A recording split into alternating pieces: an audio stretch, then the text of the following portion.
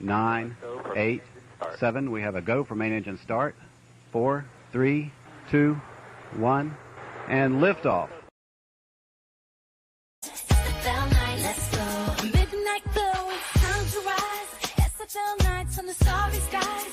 AJ Striker, feel her heat. The sultry voice, so silky sweet. Whispers in the air, light down low.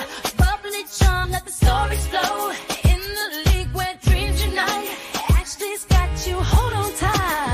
Under her lights, SFL players shine bright. AJ puts on you in the spotlight. From the field to the mic, Ashley's in the know. SFL nights, get in the down low. In the game, she's making plays. Arizona's queen bee, leading the way. A community ambassador, off the field, laying on hands, see it all get healed. From the huddle to the show, Ashley's got that infectious glow. Interviews that make you sway. In her presence, you wanna stay. SFL players shine bright. AJ's here for you with a spotlight. From the field to the mic, Ashley's in the know. SFL nights, get in the down low. SFL night, let's go. Midnight glow, hey, SFL night, let's go. Midnight glow. From the huddle to the show, Ashley's got that infectious glow. Interviews that make you sway. In the presence, you wanna stay. SFL players shine bright. AJ's here putting you in the spotlight. From the field to the mic, Ashley's in the know. SFL nights, getting in the down low. SFL players shine bright. AJ's here putting you in the spotlight. From the field to the mic, Ashley's in the know. SFL nights, getting in the down low. Take turns tonight. Let's go. Turn down those lights. It's Ashley's turn to make you feel so right. Under her lights, as the conversation is about to ignite, it's always SFL nights. Under her lights, let's go.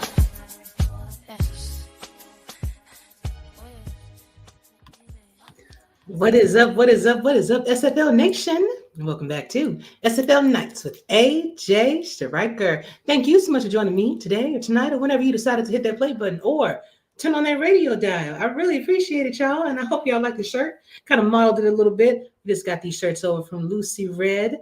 We are in partnership with them. Had a nice little Arizona Scorpions logo. Feel the sting hashtag on the front. Feel the sting on the side with our logo on the side and their logo on this other side. So, hey, doing big things out here. At least we're trying to. Welcome back to the show, everybody. I got a really, really, really good show planned for you this evening. I decided to kind of dedicate this show to some of the coaches that are in the league because honestly, if you don't have coaches, that are kind of running things and, trying to input the plays and having a direct impact on the game, then you're just kind of like a spectator, you're just watching it happen. So I decided to kind of make a show dedicated to these guys, asking them some interesting questions that I have, especially since it's towards the end of the season. We're going into the playoffs now. And so I know it's going to be a time of reflection and preparation for some. So before we bring up our guests, because all of my coaches tonight will be joining me to do our week 13 pick'em. So I'm really excited about that. But I do want to go over week 12 for those that did not get a chance to see the game and for my radio listeners that are out there that have been keeping up with everything. So I'm going to go ahead and get my graphics ready. But we had some awesome games, and these games, people are starting to separate themselves from the pack now. This is playoff time. This is money time. And I can see some teams going to definitely try to play spoiler, but I think especially once we get our coaches in and we're getting more in detail, the first maybe teams 1 through 5 in the standings probably won't move too much, but I'm thinking there's going to be some movement definitely on that lower half. So we're going to go into all of that. But first, let's go ahead and bring up week 12 in review. Now, week 12, decent week for me. I am 7-3, and just for those that don't know, if you look at the graphic, my picks are in yellow. My what I got right is in green, and what I got red is in like a fuchsia color. So 7 right, 3 wrong on on week 12. So that's 74 right and 37 wrong on the season. Not too shabby, if I say so myself. Week 12 went as follows, though. Arizona Scorpions beat the DC Dragons 37-7 in a very dominant fashion. I'm sure one of our coaches here is definitely going to be able to elaborate on that. Vancouver took on Minnesota, where Minnesota wins 21-19. Baltimore beats the Pittsburgh Riverhawks barely 27-24. I got some questions. I really want to talk to Baltimore about that one. Nashville Tempo took on Canton Classics and won 17-10. Also another surprise win. Not that they couldn't do it, but it was just a surprise because basically the whole league went against them. Queen City Corsairs took on Louisiana Revolution, where Louisiana won in a big way, 33-0. Chicago battled Indy, where Chicago wins 24-10. Charleston Predators took on the Carolina Skyhawks, and Carolina wins 21-6. Fort Worth Toros battled the Bossier City Steamers and Fort Worth wins 23-20. Denver took on Motor City V8s, and Motor City wins 20-17. Kind of a surprise win on that one too. And then finally, the Houston Headhunters took on the Mexico City Aztecs, where Mexico wins 21-20. Now it's funny because I actually have the coaches from both Mexico City and Houston on, and I didn't necessarily plan that, but it will be interesting to kind of hear their take on this past week. I'm going to give them the floor a little bit to kind of talk about any game that they want to. 9 times out of 10, they're going to talk about theirs. But as I said, great matchups here. Very surprising ones. Again, highlights for me, Baltimore almost losing the Pittsburgh Riverhawks. I mean, of course, Pittsburgh, they're figuring it out, but, I just wasn't expecting that out of Baltimore at home. Chicago winning the big way over Indy. They're winning at home. They're doing Ty's figuring it out over there. And another surprise win was another good game, I should say, was Mexico City versus Houston. I can't wait to talk to these guys about it. But first, we have to pay the bills. So I'm going to be paying a little bit of homage to our sponsors, Lucy Red Energy Drinks. Now, my co-owner and counterpart, Eddie, tried this on his show last night. So I think I'm going to go ahead and pop one myself. Now, I've had it before, so I already knew how good it was. I was able to try it with the CEO in front of her, and I told her I was going to give her my honest face. And if anybody's watching my show, whenever I eat something, I don't like it, but this is actually pretty good. And I needed that too. So let's pay a little homage to Lucy Red right now. I'm going to play a song and bring up my guests. See y'all in a bit.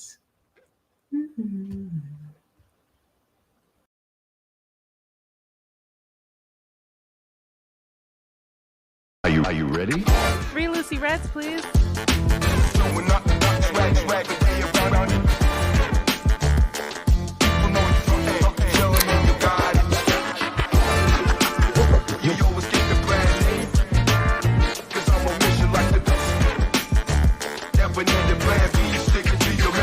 Are you ready? Lucy Red, the energy is amazing.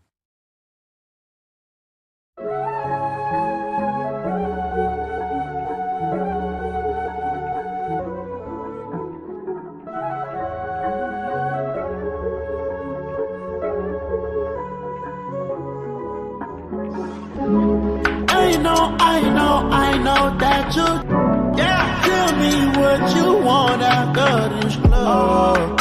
You know you're nasty, Don't move right in my house, I'll call a taxi. I'm picky with my women, I'm deciding. Call me to your crib and I'm sliding. I'm picky with my women, I'm deciding.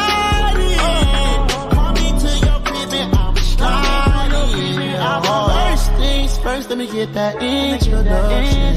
We on the long road to sell. You was so in love, you weren't gonna tell me nothing. Let me get this clear, cause I had no idea. I feel like I did too much. I feel like I did too much. Let's get all y'all. Yeah, I need all y'all. I feel like I did too much. I feel like I did too much. Yeah, let's party y'all. Yeah, I need all y'all. Yeah.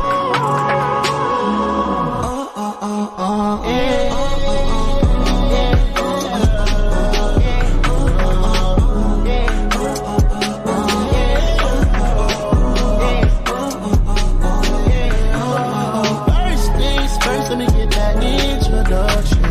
We on a long road to sell. You were so in love, you weren't gonna tell me nothing. Let me get this clear, cause I had no idea. I feel like I did too much. I feel like I did too much. Let's get all y'all. Yeah, I need all y'all. I feel like I did too much. I feel like I did too much. Yeah, let's party y'all. Yeah, I need all y'all. Since you've been gone, I've been just okay. I know you mad, you didn't see it my way. Since I've been gone, I've been out of space. I let little shawty come here and take your place. Couldn't keep my love, you too excited. You want a paper plate, I'm the one. Wonder why your girl always smiles. Yeah. All right, everybody. Welcome back. Thank you so much for joining us. And we are going to bring up the coaches of the evening. Let me go ahead and move this banner out the way. All right. Jeez. Okay, here we go. So first up, I'm going to be bringing up Mr. Zak Benjamin coming over from... Bossier City. Oh, snap, bro. Good evening. Hey, that's what happened. How are you? So that bro, somewhere else. So good. Oh, man, thank you for coming back, man. It's not even your first time on here, too. That's sad. I'm sorry. Who? Wait, you said it's my what time? I said this is not your first time you're on here. Oh yeah, nah. Nah, I'm gonna be a regular now. It's getting comfortable. Hold on, let me drink some more. I need to concentrate. Next up, bring it up, Mr. Ramos Lynn in the back. I see you over there smiling. Yeah, I forgot. Coach. From Mexico City, by the way. Oh, okay. Because you've been in the league forever, because I'm going to forget that, you know. No, you won't forget that. Exactly. Good to be here, Ashley. Somebody I might not know who it is because he don't have his picture up there is the other co-owner and I don't have to have my camera on for you to know who I am. Coach of Houston Headhunters, Damon Simeon. Yes, I do. Somebody, probably someone is probably new here and they have never seen you before. Man, everybody see my face. Probably. Another person. Well, welcome to the show, Damon. I appreciate it. And I know another person that everybody knows because he is everywhere. I'm tired of seeing this dude. My co-owner, Eddie Gage, coming on. Apparently, people are tired of seeing you already, man. That's messed up. Why he act like he knew why he act like he didn't know the camera was on him? Oh, hey, how you doing?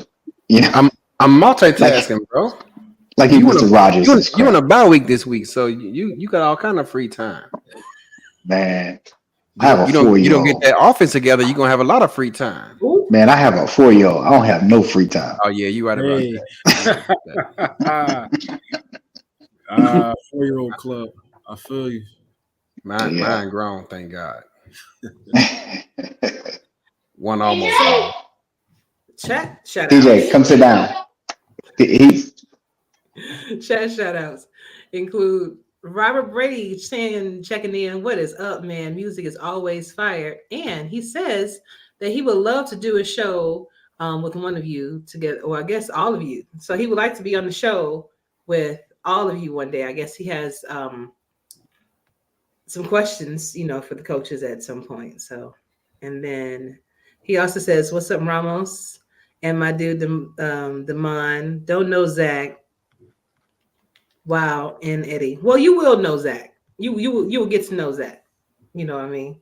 Because we're gonna get to know him right now. First of all, we're gonna get to know what they think about these picks for week 13. Now, guys, I know. First off, I want to kind of get your take from week 12. Is there a game that stuck out to you in your minds that you kind of want to comment on, either your game specifically or someone else's?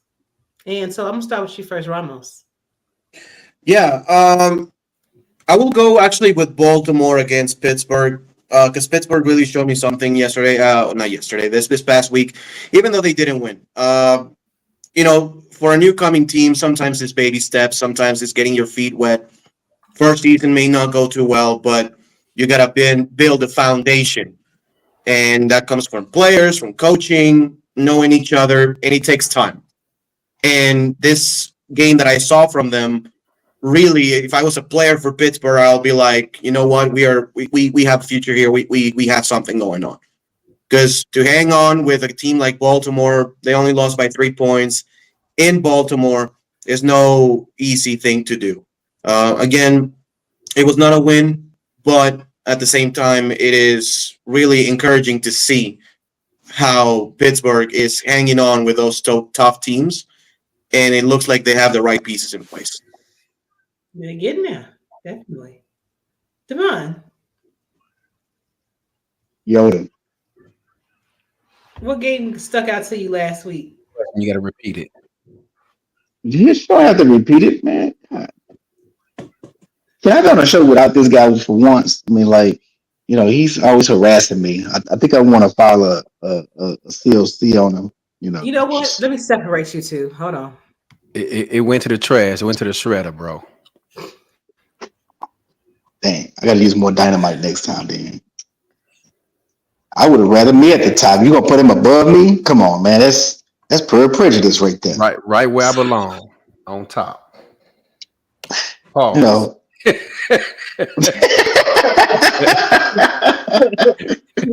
Mine? What game stuck out to you for week 12? Ramos took the one I was going to talk about, that Baltimore and Pittsburgh game.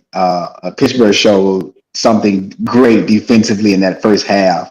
But once you allow Baltimore to get things rolling, especially in their run game, that's what they're really strong at in their run game. Wigmore didn't have too much of a great day, during that Pittsburgh game. But man, I like what I saw defensively from Pittsburgh in that first half. Unfortunately, Baltimore regrouped in the third quarter. They just started running the ball down their throat. And GP Wells is looking really good over there with Baltimore, and they have the O line for him to run behind. He's so small, and they have such great big O linemen. He can just hide behind. You go back and watch that game, especially in the fourth quarter. GP was wearing them down. Okay.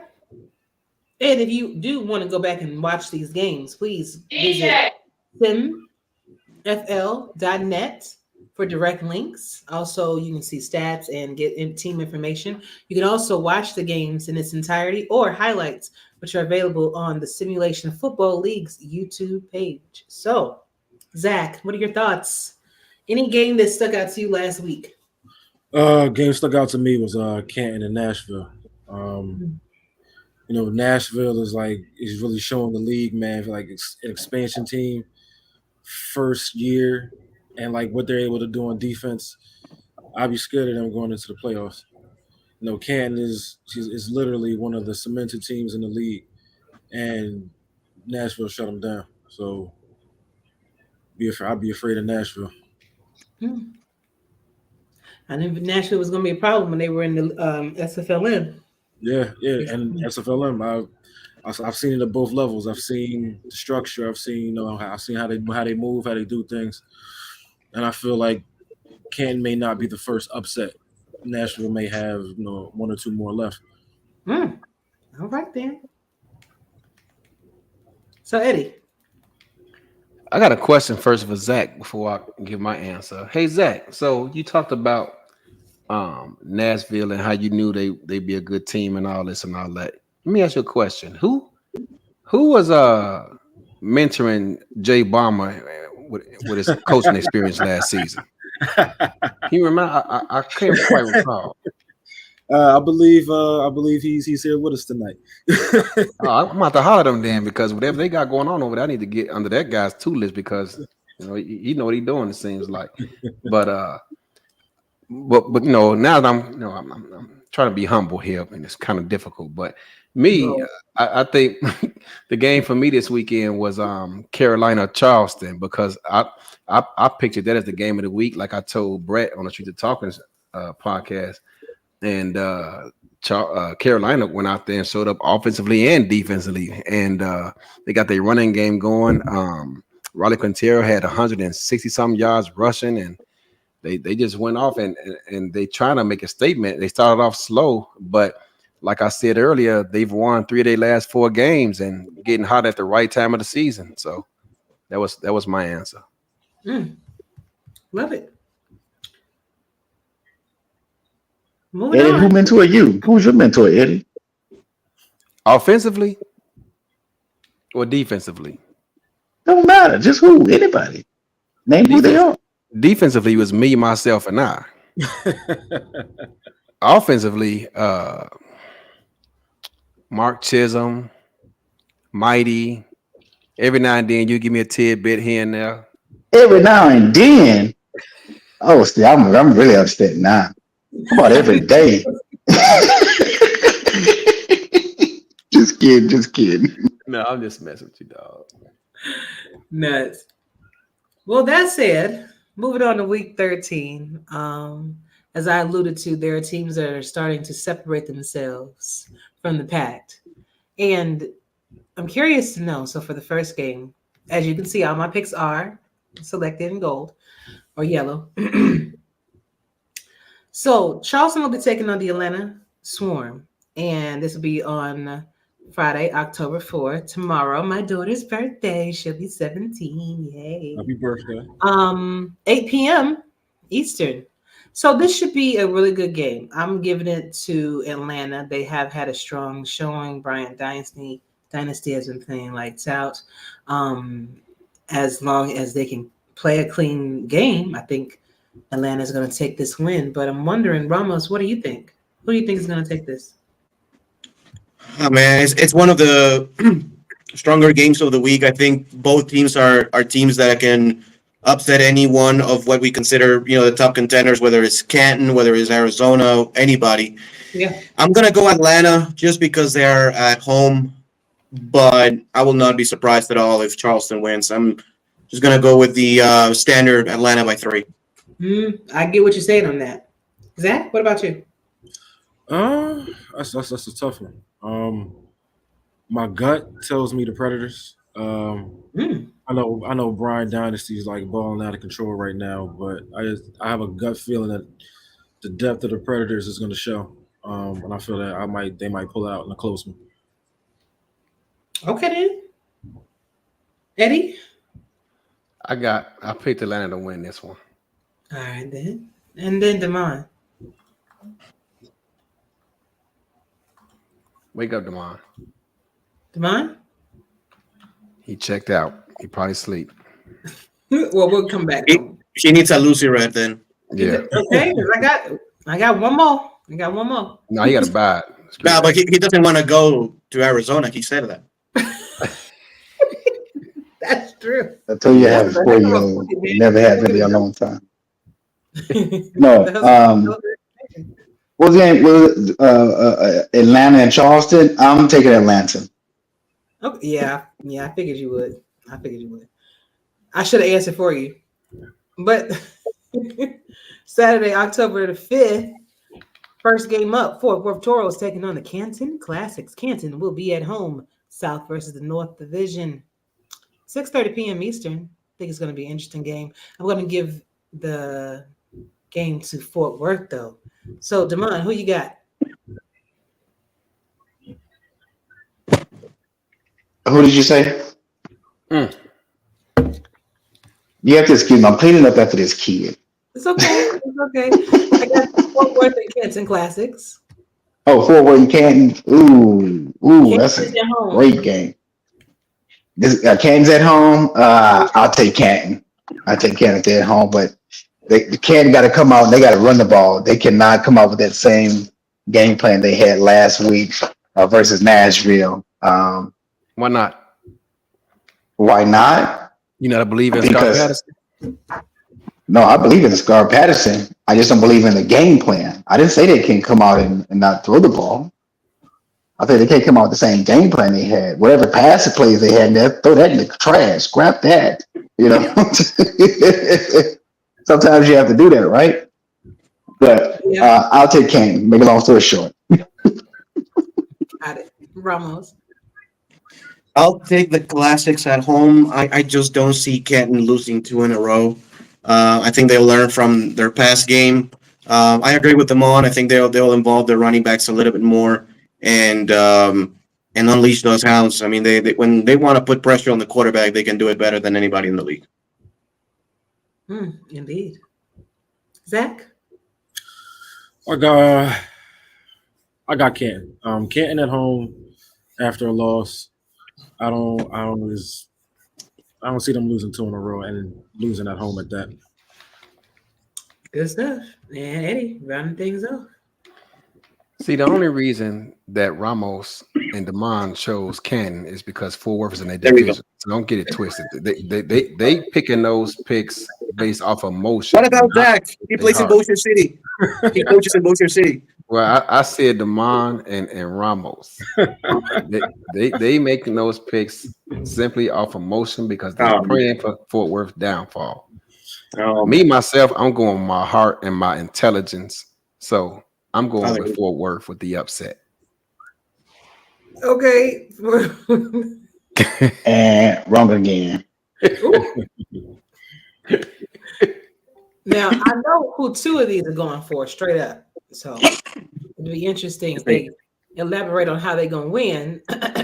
But Bossier City Steamers will be taking on the Mexico City Aztecs, a battle in the South. 6:45 p.m. Eastern, October 5th.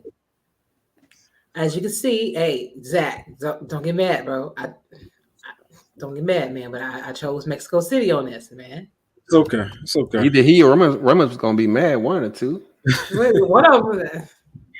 It's okay. You count us out, man, but, we're going to surprise some people. So what you got to do? What you think you got to do to beat Mexico City? Oh, we got to limit the turnovers.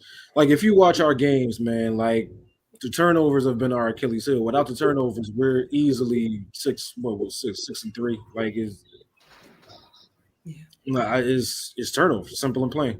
The defense been balling out of control. We have Bob Funk leads the league in tackles. I mean, so the defense. What position he play? Free safety. Free safety? Yeah. Leading league in tackles. Mm-hmm. That's what's up. Yeah, man. So we just got limited turnovers. I think we get the dub. Okay. Eddie, who you got on this game? Hey, Ramos, what do you think about a free safety leading the league in tackles? Yeah, wait. Who you got on this game first before you start asking more questions? There you go.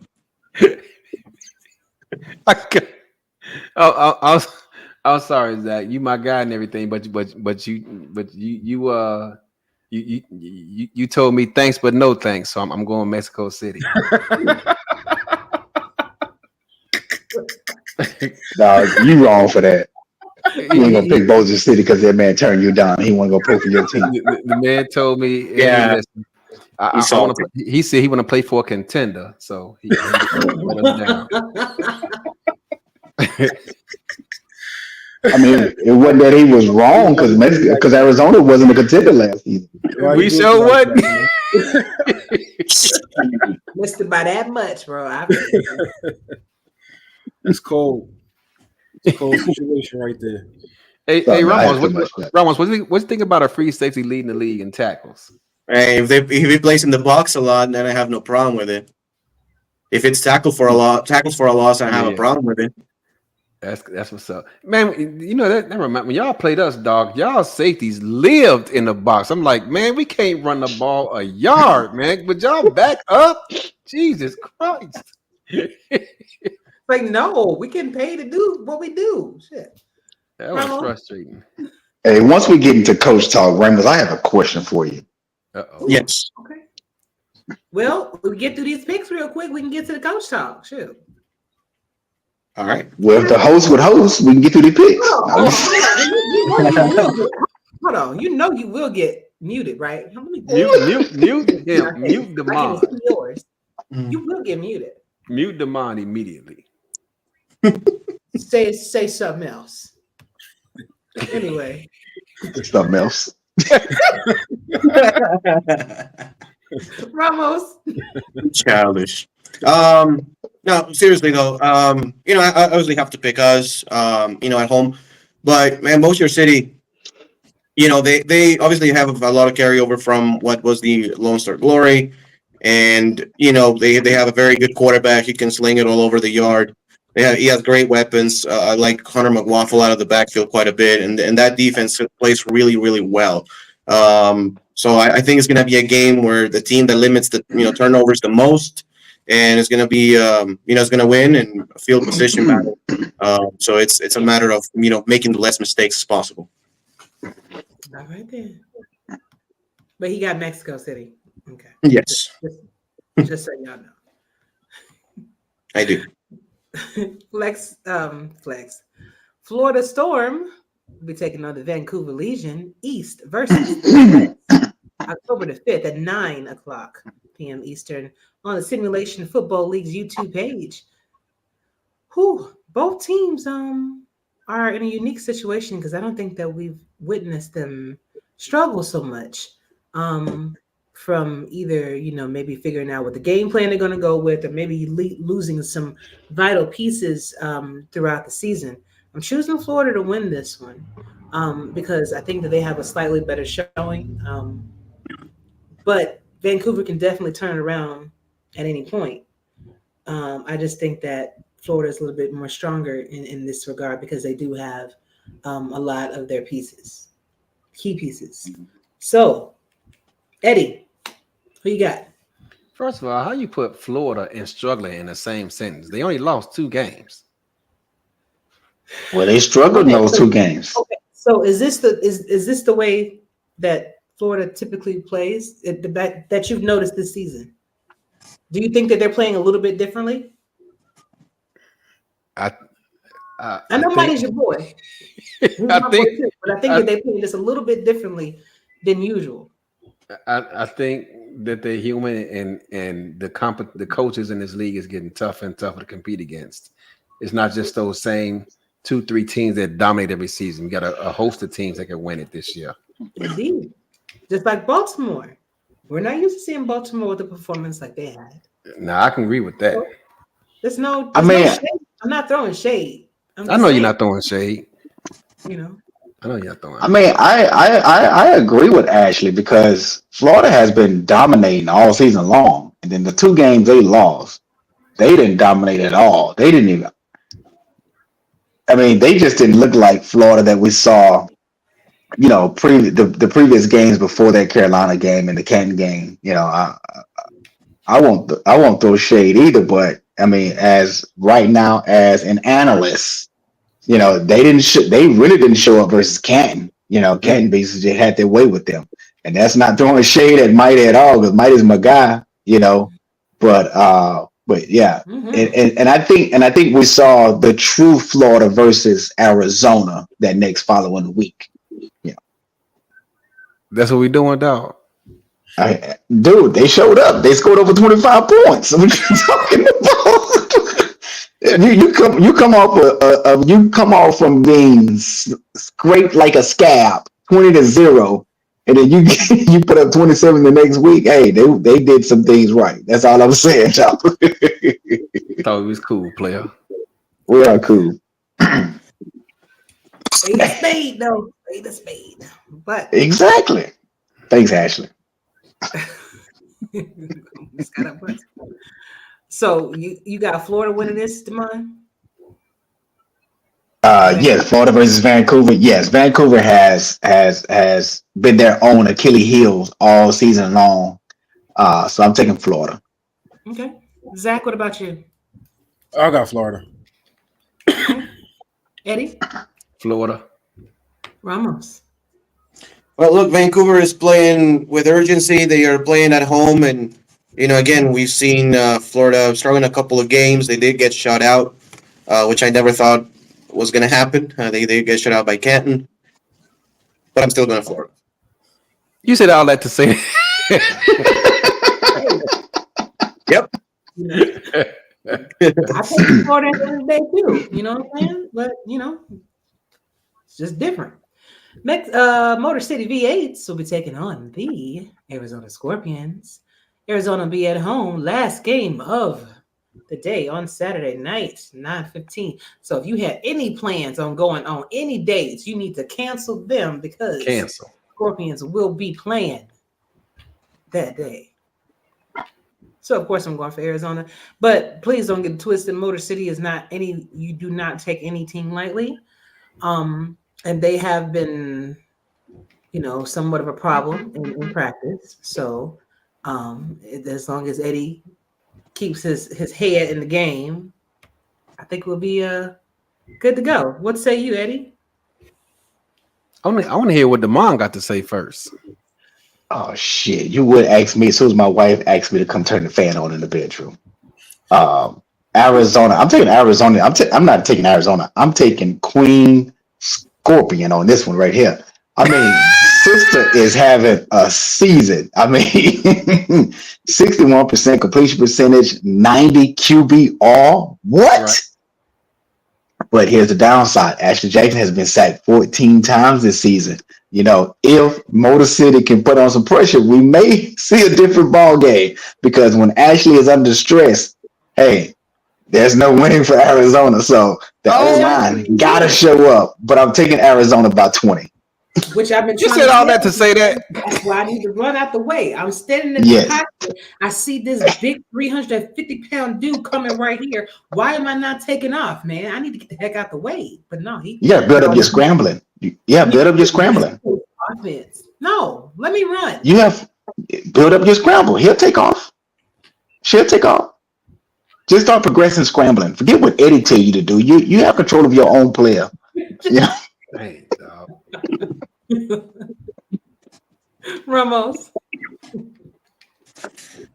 You were saying if you have any appointments, you got to cancel them. No, you don't. Arizona by 3 touchdowns. They really want to get the number 1 seed. They're in an absolute dogfight with like 5 other teams, and I think they will bring their A game. No pressure, Eddie. If you allow Sonny J to hit that game-winning kick, I will have 4 teams to worry about instead of 5. Yeah, but you turn the fan on. Is that what like it on right now? He turn on that. You ever go into the warehouse and they got that big fan at the ceiling? They call big ass fans. That's what he turned on. That's real fan. Yeah. Okay. It's all good, Ramos. The ball was improperly placed. The leg wasn't facing where it was supposed to be facing.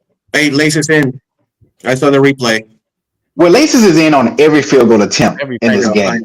Yeah. But the ball did hit the ground, and it looks like he kind of hesitated to take off before the snap. So it is what it is. I'm not too upset about it because it happens. Bro, I just saw him. Okay, maybe he bobbled a little bit, but it was set. Boy kicked it in. I'm just saying, like, that's what I saw. I felt like Chad was just kind of, reading a little bit. Chad was just trying to be. He was instigating. Chad was instigating. Zach, did you go? No. Okay. Yeah, I got Arizona, man, but I think it's gonna be closer than people think. I know Thump is one. He wants this one bad, so it's gonna be a close one. But I think Arizona will pull it out. Okay, then. Never take anybody for granted. So on Sunday, the Chicago Warriors will be taking on the Albuquerque Adams, Central versus the West, October the 6th at 6:30 p.m. Eastern. Should be a good game. I'm going with Chicago to eke this one out. What about you, Ramos? I'm gonna go with Albuquerque actually at home. Again, I think it's gonna be a close game, lower scoring, but I think Albuquerque will take this one. All right, Eddie. Albuquerque hot right now. Give me Albuquerque. Gotcha. Zach I got Albuquerque too, man. They're streaking. and mine. Albuquerque. My guy Greg Quicko that been cooking all season long. I got to go with Albuquerque. Indeed. Denver Nightwings taking on the Los Angeles Vikings. Battle in the West. October 6th, 6:45 p.m. Eastern. I'm choosing Los Angeles to win this home game. But Zach, I'm gonna let you. Get yourself together. I got my bad. Yeah, I got Denver in this one. Okay, got Zach. Okay, Denver in that one. Okay, Eddie, who you got? I'm going with LA in a mini upset. Okay, Ramos. I'm going with Denver on this one. Ooh, and Damon. Denver versus Denver versus LA. LA.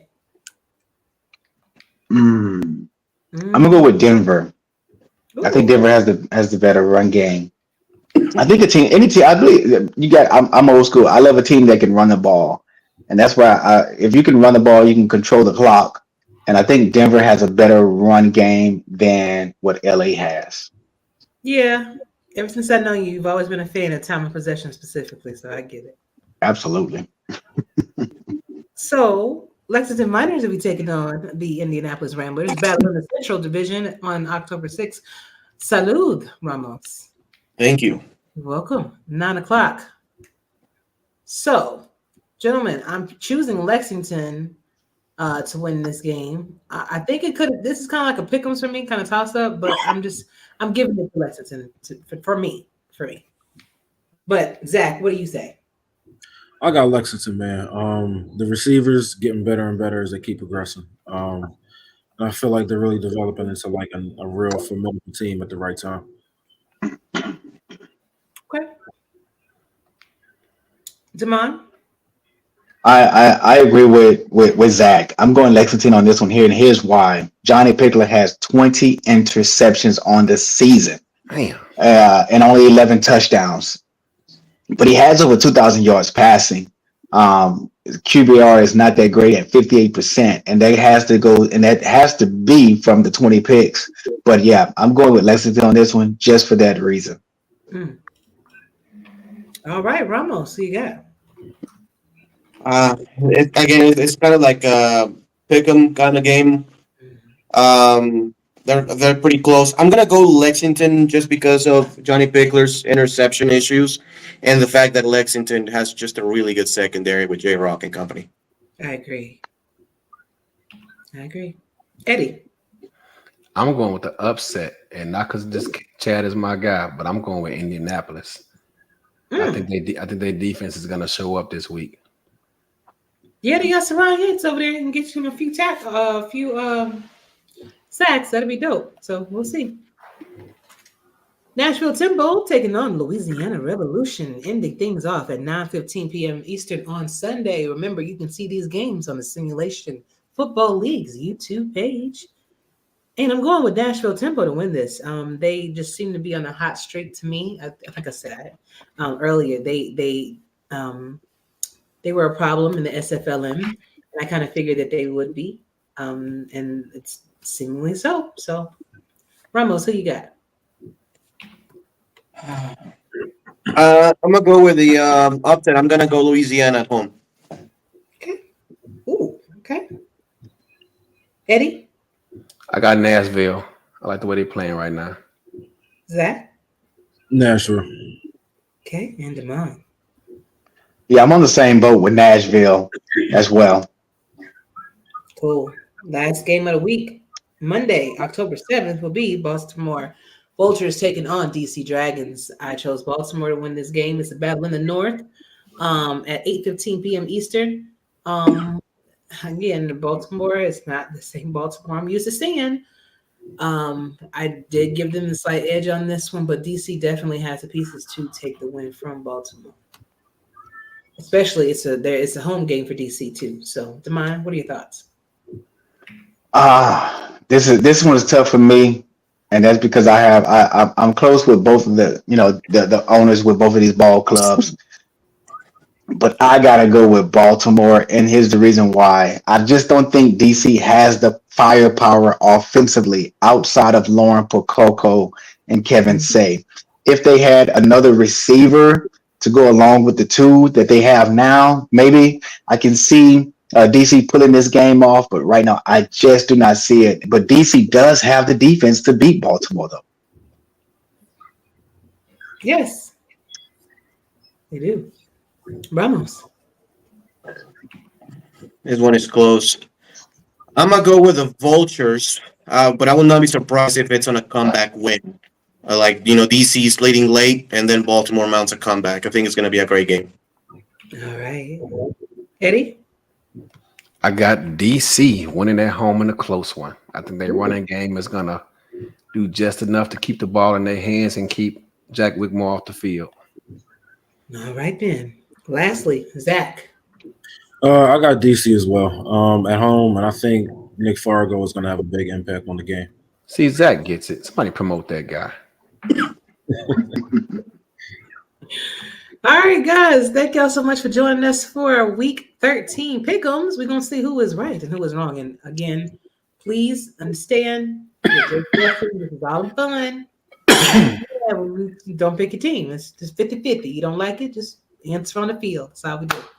So, on to the good stuff, gentlemen. Now, we're going to talk a little bit about the standings, but I'm going to start with my coaching questions for you guys.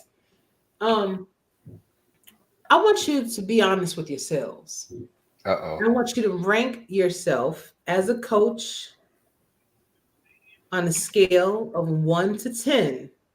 10 being I'm the best coach in the SFL.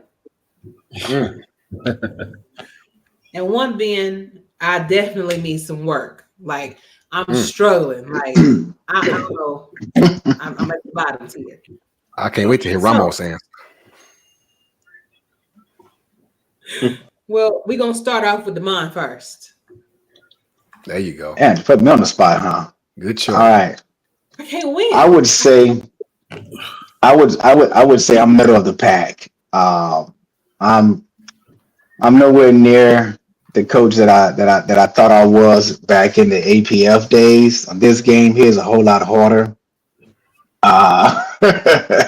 And it keeps you up at night. It keeps you up, keeps your scratching your head, like what is really going on. But so there's always room for growth, right? And sometimes you just have to reflect, do some self-inflection, and just look at the self-inflicted wounds that you have caused over the season or so. Basically, that's what I'm doing or going to do this off season, and and just revamp and change some things up, especially offensively. Actually, offensively and defensively this season.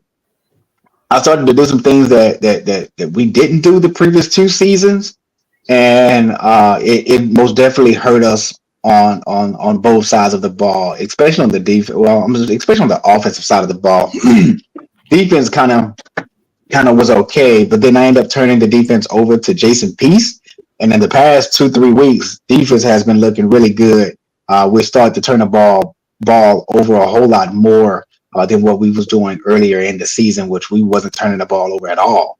So, but yeah, I would say I'm middle of the pack, but I give that round to Mighty RX. So. Okay. Like the honesty. Ramos? Based off of this season alone, I'll give me an 8. I've been coaching the defense. I think our defense has played better over the last couple seasons. So, a couple of seasons ago, we were allowing about 25 points per game, 26 points per game. Last season, we were allowing 20 points per game. and this season we are allowing 13 points per game. So it's been a steadily improvement, but at the same time, I cannot say, oh, I'm definitely the best, coach or head coach or anything, because, truth be told, I was struggling offensively over the last couple of seasons until Mike Dax came in and, brought a fresh air of, coaching knowledge. So I think it's been solid. I'll give me an 8. Okay. Respect that too. Zach, where you at? I give myself a 7. I know I'm new to the league, but like I really literally came up playing like 2K football my entire life. Like I had every single 2K football, every single 2K basketball too, and I see similarities. Zach, you don't look that old. Oh yeah, nah, I'm almost 40, man. Oh, for real? Damn. Okay. Drink a lot of water. Damn kids, man. Kids. Yeah, so I just and this is the kind of thing I do for fun, man. Me and my buddies, cousins, we have online dynasties, that span, for almost like decades. It seems like. So it's football strategy. I played football. I coach football. So I'm new to the SFL league, but to doing this kind of thing in football, I know like the back of my hand. Okay. Good deal. Eddie. So I'm gonna predicate my answer by saying, as it stands today, I believe the league only has 2 teams with coaches who have won championships, and that's Mexico City, Florida. Excuse me, 3: Mexico City, Florida, and Baltimore. Is that correct, Damon? You say teams that has won what? Teams that have current coaches who have won championships. It's 3 in the league right now. Is that correct? Yeah. Baltimore, DC, Baltimore, Mexico City. Well, DC's Florida. coach wasn't coaching. DC's coach back then who won isn't coaching now. Yeah. Right. Yeah. He's not coaching now. You're correct. So DC, Florida, and Baltimore. I consider those guys 10s. Ramos being humble and all that, and I get that. But they have been to the mountaintop, climbed it, and beat that bitch over the. Sorry. I forgot where I'm at. Sorry. And they've been to the mountaintop and been there and done that and got chips. So I get him 10s.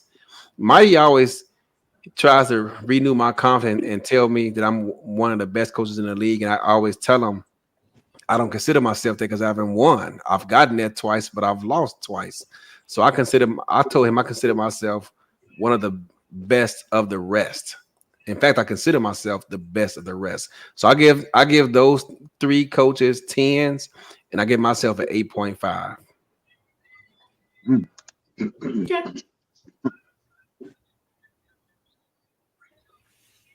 They're respectable. I can see that. I mean, I like the fact that everybody gave them some room to grow. And I was going to be interesting to even pose that question to the league and see who would actually think of themselves as a 10. Because it's interesting that you thought of others as 10s, right? But they didn't necessarily see themselves that way. So yeah, I think this is really interesting. There's a lot of respect that is giving, but that is not shown publicly, should I say, around the league. Excuse me. A lot of the coaches has a lot of respect for each other. There's coaches in this league that I don't even know who are coaches. You know what I'm saying? And I say that because, as Eddie stated, Mighty is a great motivator, and he's been, he's done it to me as well.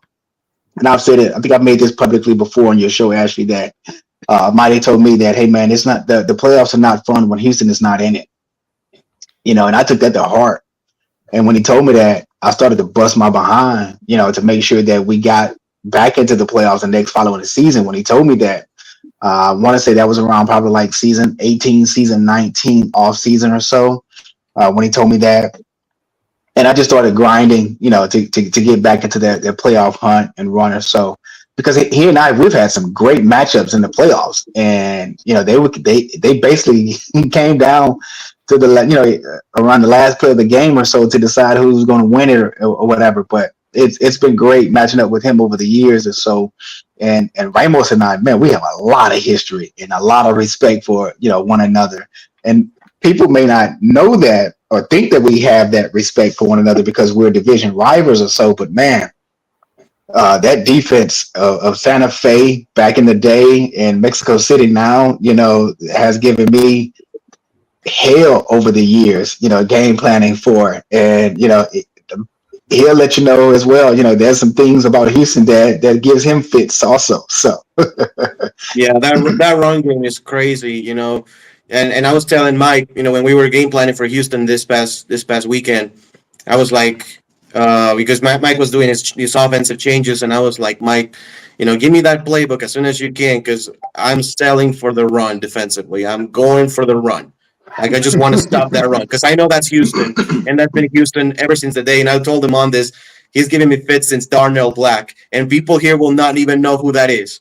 That's how long it's been since his run game has given me trouble. And even then, the headhunters still ran for like 150 yards on me.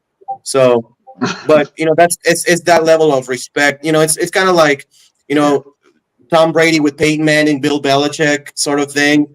It's like that heated rivalry, but now they're they're buddies and they're kind of like almost best friends, stuff like that, just because of that level of respect. In that competition. So, yeah, absolutely. The feeling is mutual, my friend. Yeah. Also, even in the gag days when we play player versus player, actually with controllers in our hands, we had some great games. So, yeah. He was cheating with Dale Absolutely. Cheating. I would love to see. I would like to see an old school game like that, I want to see you guys actually playing with the sticks, though. Like, y'all actually controlling what happens and see if some of these. I may have to fire up the old Xbox 360 and go live on Twitch. What is it? But you know what? Since I joined the SFL, I have not been able to play APF. It's hard for me to play the game because I have become so accustomed to just watching it now. Yeah. I've tried playing it before, and I'm like, ew. I can't touch this. It's like it just feels gross. But I work with the X button. Shoot. All right, now I'd rather watch. So I got a fun question for you guys. If your team was an NFL franchise, who would they be? Who would you want them to be compared to? Who do I want them to be, or who are we? No, I want to know who you think they are right now. Okay. Should I start? Yeah.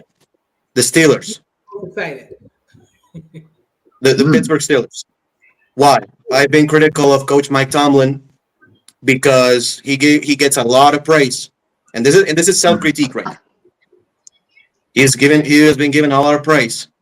This team never goes under 500. This team always makes the playoffs. This team always there for the division. But he hasn't won jack in a long time, and that's us. We are pretty good at home. We have a pretty good defense. Normally, we have a good run game, like the Steelers have. Normally, we have a couple of good receivers. We had a Hall of Fame quarterback for a long time, just like the Steelers had with Big Ben. And even with all that, we haven't won in a long time. So I've been critical of Coach Tomlin. I'm like, I don't think he's a great coach. I don't think he's like an awesome coach because he gets to the playoffs and he gets one and done. And unfortunately, that's been us. Dang.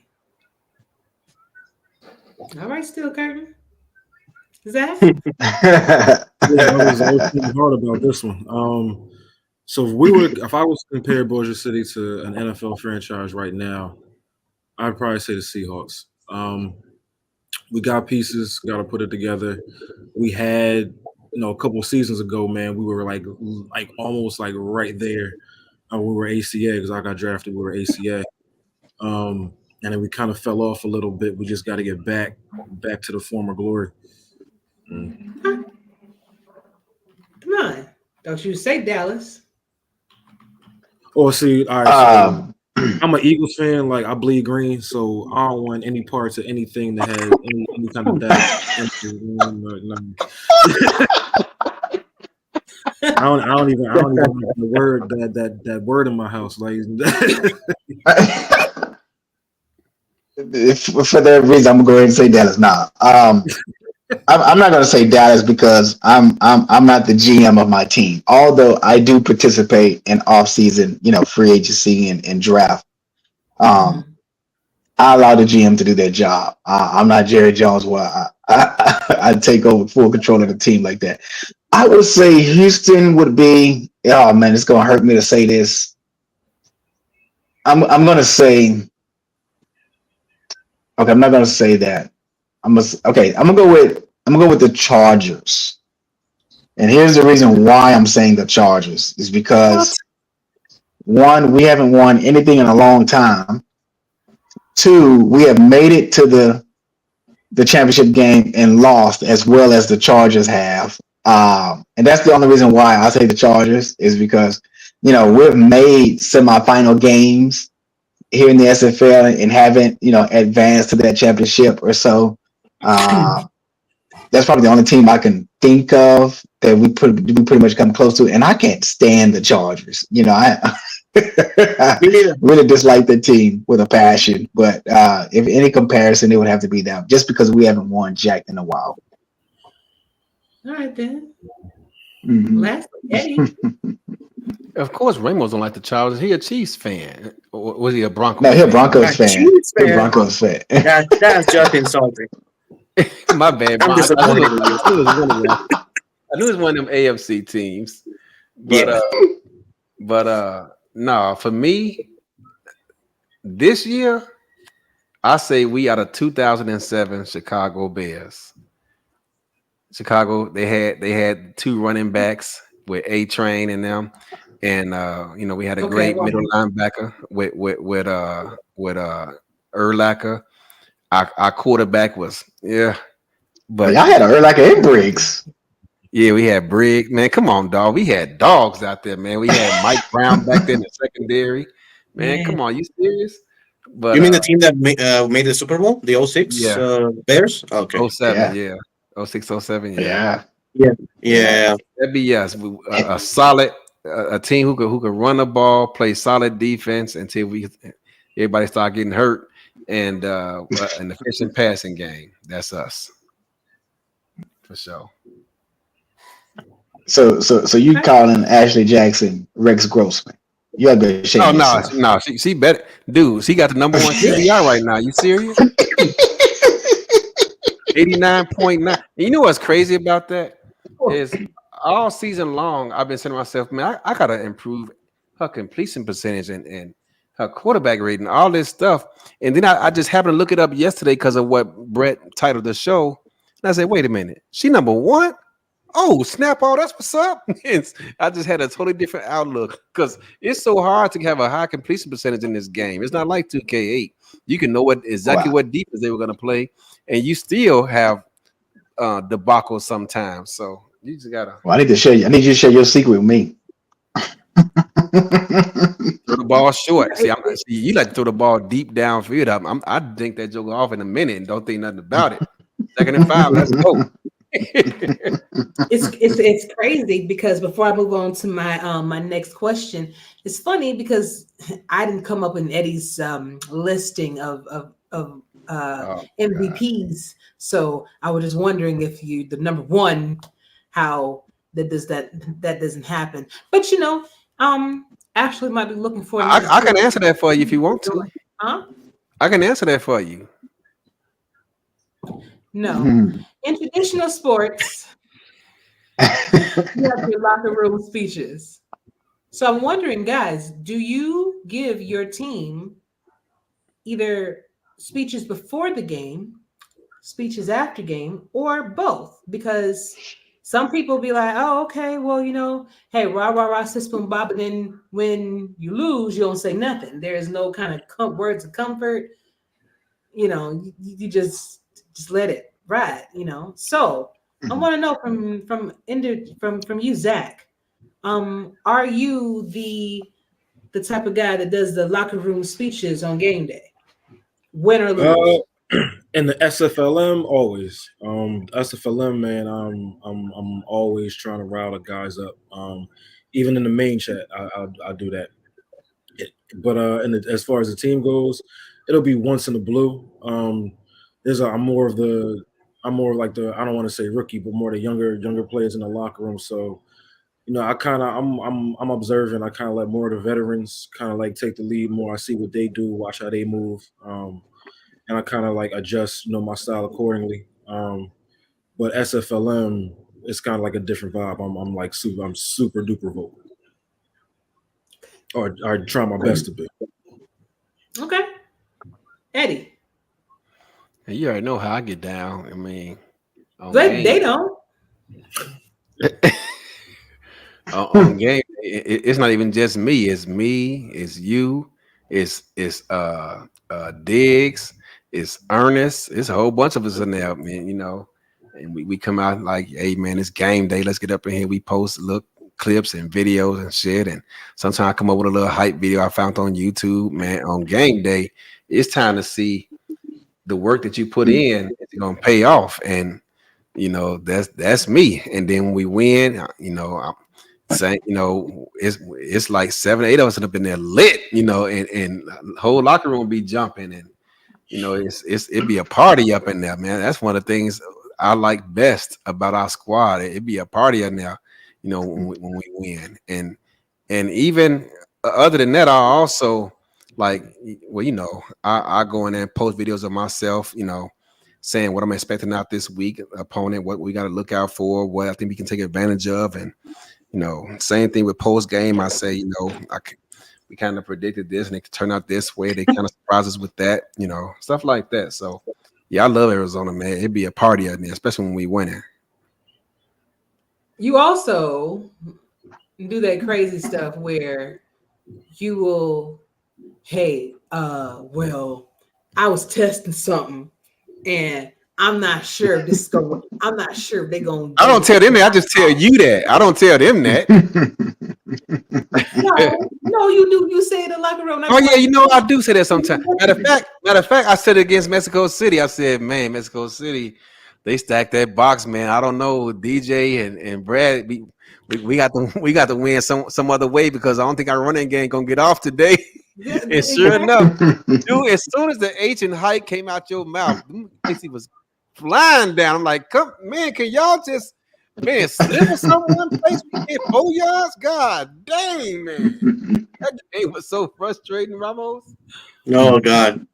It was on both sides, actually. Yeah. On both sides. All right, Ramos, your turn. What was the question again? Sorry. You doing the rah-rahs in pregame preps and postgame prep talk. Thank you. You're right. I'm not of a pre-game, speech guy. To be honest, I let the team actually do it. Sometimes Mike Dads does says a few words to the team, but it's more so the team itself. It's more so Dan Tritz. It's more so John Fowler. It's more so Ray Bentley. It's more so, those guys. Max Jackson is in there. We have great leadership with our players, and it's more so them that take the initiative on those games. And after a game, I always tell something to my guys. Win or lose, I always tell something. If we win, great team win all. This is a team win, team victory. We'll move on to the next. Let's stay strong. Let's stay focused, right? If it's a loss, I obviously assume the responsibility. Hey, this one is on me. We'll improve. We'll get better. We'll study, and we'll make the changes to make sure we get the W next week. Okay. Lastly, Damon. Man, what we used to do in Houston for many seasons, we would post like hype or you know how when you see players on the field pre-game, they're getting hype, getting ready for the game, they have the headphones on. So what we started to do um was we would have everyone post their hype songs that get them hype.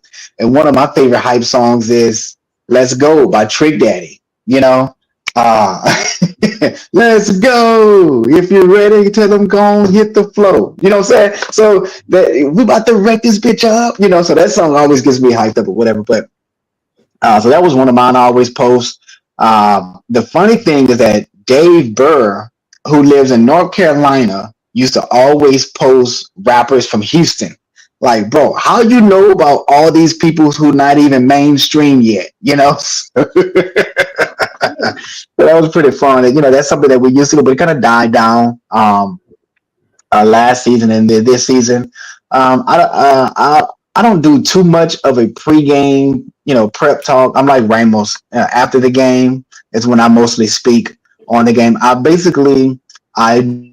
do like a game recap. I'll talk about what I saw in the game, what I feel that the team, needs to work on. I used to do videos of my pregame, not pregame, postgame recaps. If you go on my personal YouTube page, you'll see those. No, I'll take it back.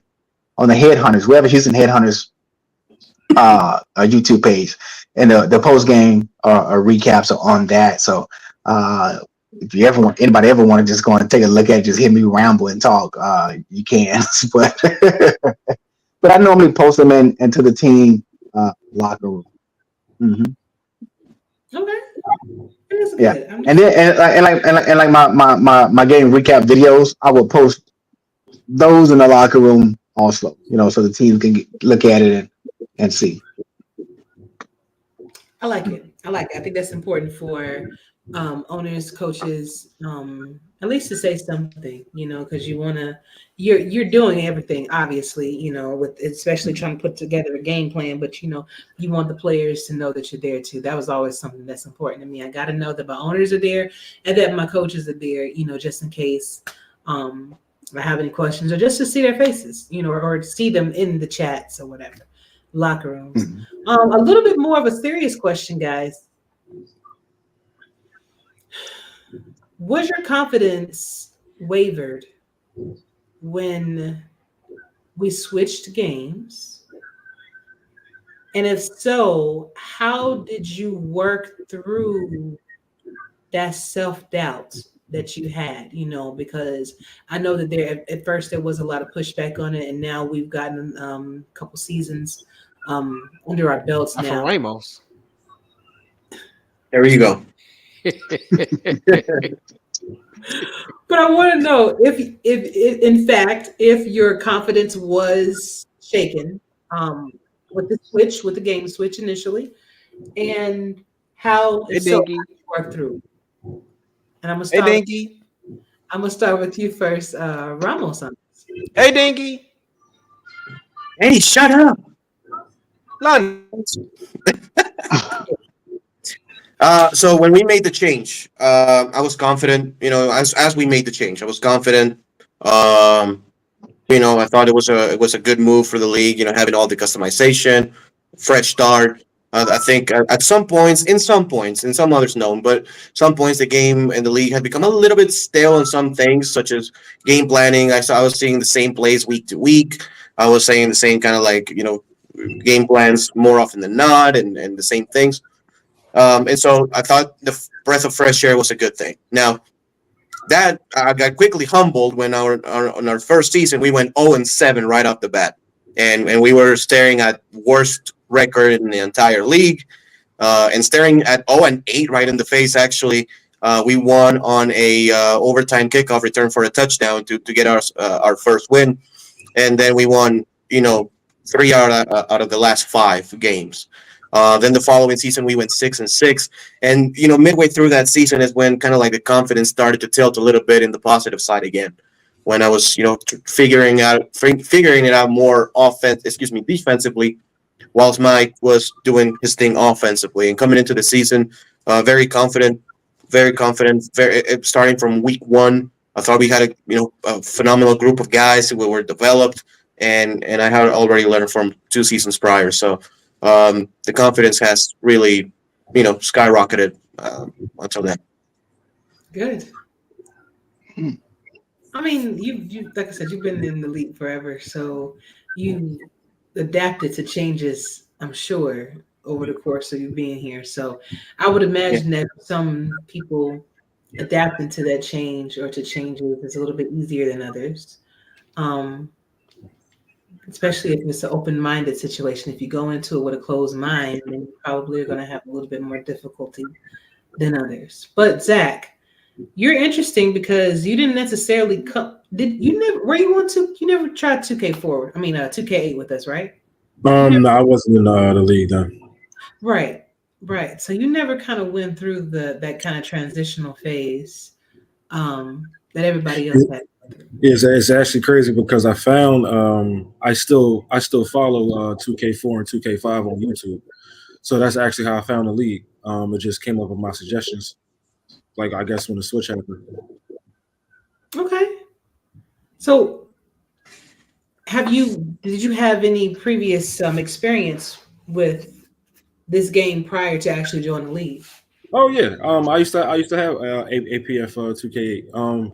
I remember back when they had like the badges, right?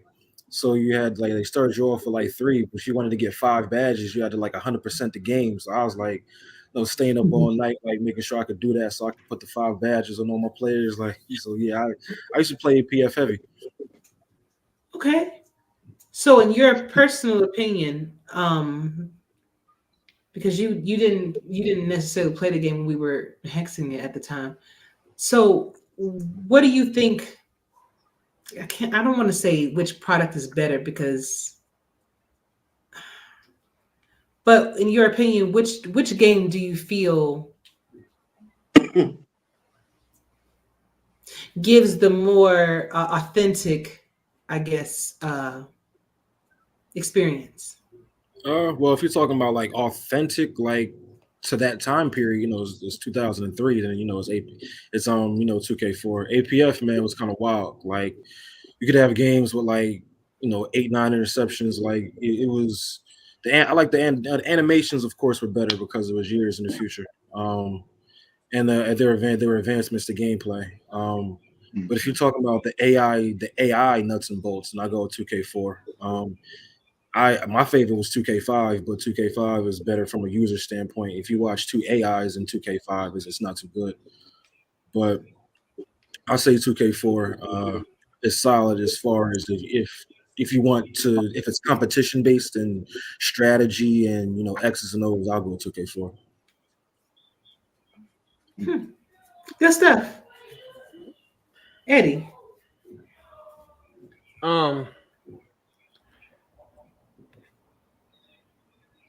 So I got off to a slow start with 2K4 because we went to the championship, and after that I was just mentally exhausted. So I didn't bother downloading the game, looking at the game, or reading about it or nothing for weeks. I was just chilling, just taking time off. Plus I was depressed after losing the championship because people everywhere were saying Eddie just lost his chance to win a chip because he was just starting to figure out 2K8. And so my confidence was never down. It was just a matter of me getting acclimated with the game, but it took some time. Although I think we went 8-4 the first season with 2K4, 9-3, something like that. But just like everybody else, I was still figuring it out. But my confidence was never down. No, I can't even lie and say that. Okay. As long as I could still scout, even though this camera angle is horrible, you can still do it. It's just difficult. More difficult. So as long as you feel like you have some kind of input and some kind of control in the game, you're fine. As long as I feel I can make out defenses, I'll be fine. Okay. Although that don't apply this week, but that's a whole other story. Yeah, at the time during the transitioning to 2K4, I was 1 foot in and 1 foot out of the league. I was in a really bad place at that time, mental wise. So I like Eddie stated, he got a late start, on downloading the game. I had the game downloaded, I just didn't touch it. Like I said, I was unsure if I was gonna still be around or so. I even was late on free agency, and I'm normally on top of free agency, right away. But to really answer the question, during the transition, I basically translated what I knew from APF over to 2K4. Although I've had history with 2K4, but if you're new jumping into it, you're pretty much going to be lost as a coach. But if you have that history with the game, or even being with APF, although the offensive plays and some of the defensive plays are totally different, but if you just know football, you'll be okay. But I just translated what I knew from APF into this game or so forth. That was basically it there. The one thing that really drove me nuts was the damn playbook. I hated it. It's just too many plays. Just too many. That sounds crazy coming from you. Yeah, because I used to have the max. Of plays in APF at 150. But man, 230, that's just too much now. That's just too much. So I want to do a real quick rapid fire question, because I know one of y'all had a question to ask the other coaches. I definitely want you to do that. I want to say it was Damon. I think you had something to add, or was it Eddie? One of y'all had something to ask. Yeah, it was me. I wanted to ask Ramos a question. Okay, cool. I'm gonna definitely let you do that. But I got one little quick fire question. Before we get into this final one with the playoff picture, seeing if we gonna see much movement. Oh snap, bro.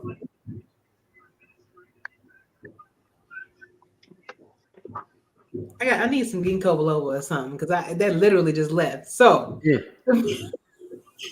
but while you're talking, might get worse. I know you're not talking. You don't even remember where you put your water. Damn. All right. So Damon? Okay.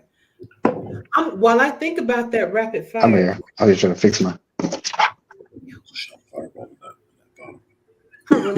Bro, I'm gonna start writing this down. Okay. So Damon is trying to fix his camera. Yeah, I had to put it on. I'm not at home, so I don't have to stand. All right, I didn't bring it with me. I think I was going to send an invite to come on the show this week, but it just goes to show that people love me. We'll talk about that. Quick fire. I'm trying to remember the quick thing. It wasn't this, but this is a good one for y'all. Quickly, if you could coach any football legend, living or dead, who would it be? They can join your team right now, and they would actually be on the esports team as well as somebody you can actually coach. I say the Fridge personally, but Eddie, who you got?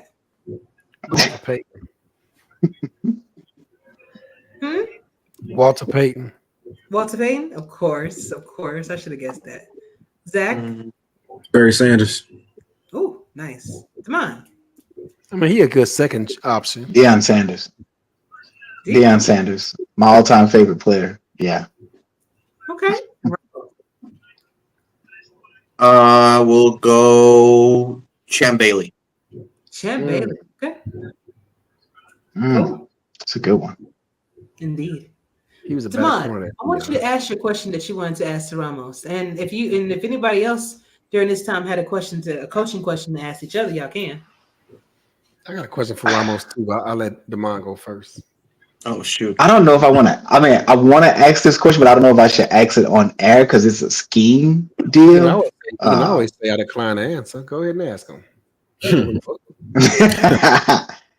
Ramos, I've known you for years, and I've known that you love Key Zone. Can you tell me why do you love Key Zone so much? Oh, that's a good one. Okay, because Eddie actually has asked me like, well, not exactly that question, but it's like, how do you even dare to use key zone? Like, how do And you like? dime, bro. And dime. How do you do that? Exactly. To me, it all depends on the team that I'm facing. It's not like I'm gonna use key zone in every single game, right? Okay. But there are times in which if I have to worry about something in the box, especially between the hashes, whether I have to worry about inside runs, I have to worry about slants, I have to worry about shallow crosses, I have to worry about fullback dives. That is a time in which I can plug in the key zone. You writing that down? And Key zone. the what? I was asking if Zach was writing that down. Yeah. Yeah, I'm taking note. There you go. There you go. And there are times in which even if a team runs quite a bit, I'm not going to put key zone. You know, there are times in which I will be, right? Depending on the scheme, depending on what type of running back I'm facing, the opposing team's offensive line. And if I have to worry about it, because like sometimes, okay, there's slants, but I'm really not that, I'm not too worried about the tight end, you know? Sometimes, right? You're not worried about Will Todd. Oh, yes, I'm worried. Will Todd is great. So if it's, you know, a great tight end, I'll be like, you know, I need to give my linebackers a little bit of help, right? But then because a lot of the times, and you know this, guys, you pick your poison sometimes. Yeah. And it's like, okay, I'm gonna stop this guy. If that other guy beats me, so be it. Like great coaching. Yeah. You know, so that's why. That's why. And I don't think you know there's any difference. You know, yeah. Go ahead. No, I was going to ask you this. Like Eddie, every week on Eddie's show or whatever show he's on, he talks about how much he wants to get Will Todd involved, right? So during your offense in APF, you were known for getting Mike Daggs involved. He became a great tight end under your offensive system and started the hashtag throw it to the tight end. Now, I've been telling Eddie, hey, if you want to get Will Todd involved, you have to select plays in your playbook where the tight end goes on a post route or corner route. Having him on in routes and out routes, the AI is not going to throw it to him. You got to have him on deep routes down the middle of the field. Eddie is afraid to add those plays into his playbook, Ramos. Can you please preach to this guy, for the love of God, to do this for Will Todd? Hey, sometimes you got again, just for anything in play calling, you got to pick the right points to do so, and you need to have the right personnel, right? And I think Will Todd can do it. If you have a young rookie tight end just developing, has 71 speed, you have no business putting him on a corner route against a 99 overall strong safety. You know, name it, you know, whoever, you know, Giovanni Bolt. You know, it's like, you know, you're setting your guy for failure, right? But again, just for anything, I think there's times in which you can call things, and there's time in which you will refrain from it. I got a question. I got two questions for you, Ramos. Okay. What made you use key zone and dime versus Baltimore in that quarterfinal game or the semifinal game? The one that we lost? Game. No, it wasn't championship. I think it was semifinal. You mean the one that we lost on the onside? Yeah. Did we run key zone? Probably we did. If we did, it's because if we did, it's because we saw, or I saw 90 all slants up the you know what. Yeah. And in that case, it's 50Z. That 50s. What is that? 50Z. 50X corner. Yeah, whatever the heck it is. Oh no, it was the I think it's called. Yeah, I know exactly what you're talking about, because you know we only called 2 plays out of that formation. It was 90 all slants or that other one that you're talking about. Yeah. That was it. It was 50X deep post, I think. Yeah, there you go. Yeah. I thought y'all had them that year, man. And we would have, had it been for that onside kick. Yeah. If we recover that onside kick, we got it. Because game is yeah, over. Even if we allow 40 points. Who cares? We won the game. Right. You know. But it is what it is. I guess we saw just 90 off slants, and at that time you kind of like roll the dice because it's like, okay, if we get burned, one time or two times, that can even happen with cover 12. Yeah. That can even happen with cover 4. Yeah. Right. But if they go 90 on slants and we can get our hands on them, especially because we had Jeffrey Daggs, right? We got those guys. It's like I trust my guys to come up with one of those and kind of turn the game in our favor. And sadly, it didn't happen. Okay. One other question, Ramos. Like Jeffrey Daggs on your team. Oh, what was that question? Sorry, you were sounding robotic. What is it like having Jeffrey Daggs on your team? It seems that this guy is like an all-time. I mean, dude, he does things that is just unbelievable. In the virtual world of football. Return punts for touchdowns, return kicks for touchdowns. He has multiple pick six under his belt, and the dude is not even over 20 years old yet, and he's a Hall of Famer, so. Yeah. For sure. What is Jeffrey like, to you, to you as his coach? I've seen him, at the conventions or so. I just want to get your take on Jeffrey. Yeah, it is phenomenal. In the locker room outside, he's actually pretty quiet. He doesn't talk a lot, even though he's a high energy guy. He doesn't talk a lot. He talks a little bit here and there, but not a lot. On the field, man, free safety is my favorite position in football, just in general, all of football. Free safety is my favorite position. And, having that guy, knowing the importance of it and how dynamic it can be, because the guy is not very tall. He's about 5'10", but he is so athletic that I can and so quick and so his ball skills are amazing. I can trust him just to cover center field and just post routes. He's got him right. He's a good tackler for his size. Is actually a pretty good tackler. So I can bring him down to the box and I can trust him one-on-one even with a running back, right? And if he doesn't make the tackle, I know he's gonna make a good effort. Kind of do a half a stop, and then their defense is going to rally. So having that guy who can move, I can move all over the place. I can trust it in middle of the field, deep third, go to the flat, center field in that key zone. I know. He's a great player, and I can trust him to do everything. I got a question for you, Ramos. Love it. When you prepare for games. Yes, this season, you got a lot more time in your hands now that Daggs is doing the offense. Been a godsend. How much preparation do you do? Do you scout actual plays or do you scout schemes? Kind of depends on the week, but definitely I do more game planning and more testing with Mike than what I did on All Pro. It got to a point where, we talked about it. We've joked about it. And All Pro was running like 2 sims a week, right? If that sometimes. No, but right now we are just pumping those, and I'm looking at a lot of film, and more so, again, depending on the team, but more so I'm looking at key spots, right? And just looking at the roster, right? If I know, man, this team has 5 offensive linemen and 2 fullbacks and 2 running backs. Okay. Or if this team has 5 wide receivers and the highest paid quarterback in the league. Okay. So that's more so how I'm looking at it. I respect that. I want to go back to a question Ashley asked, and I just thought of this. You talked about our transitioning as coaches over from APF to this league. This is something I took highly into consideration when it came to selecting playbooks that first season. Mm-hmm. I would do a Google search. On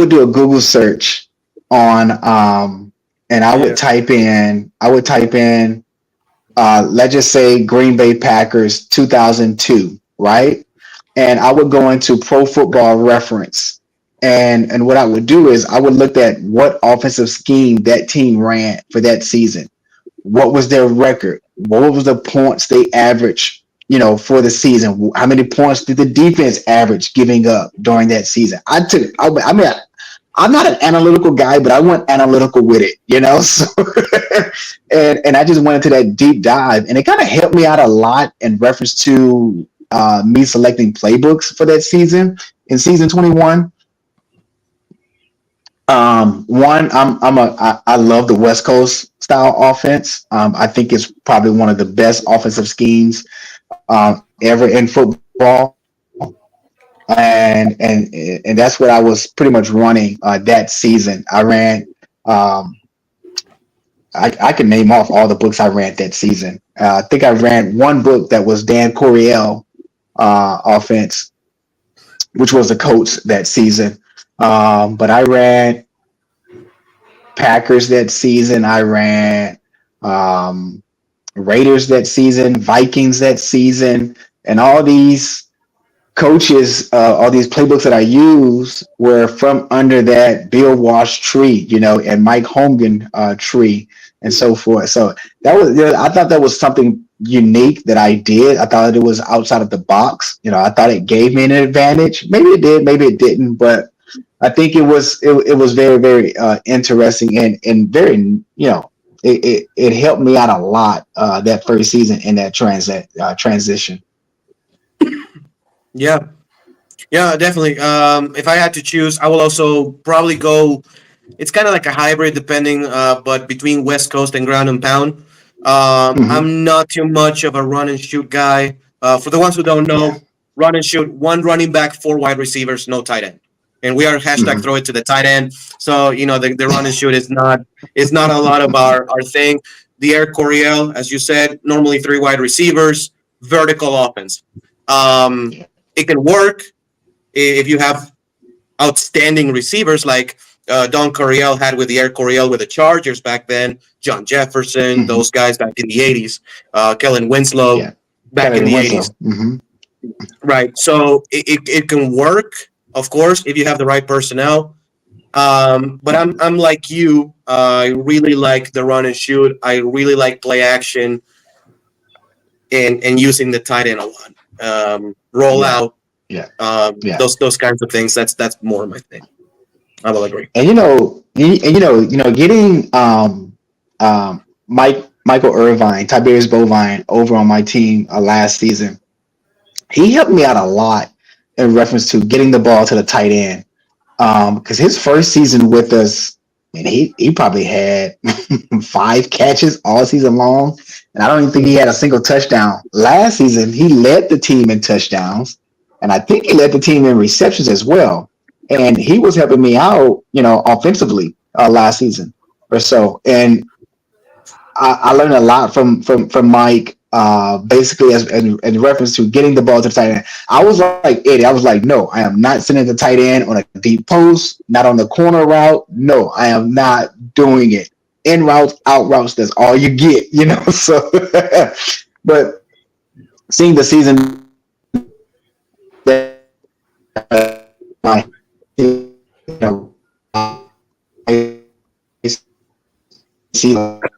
this season, he hasn't touched the ball as much, and I think it's because the way how I kind of set the offense up, where I'm moving everybody around. I'm not just having Sim dedicated to the Z, St. Green to the X, and Adams, at the Y spot. Everybody's being moved around, so targets are being distributed.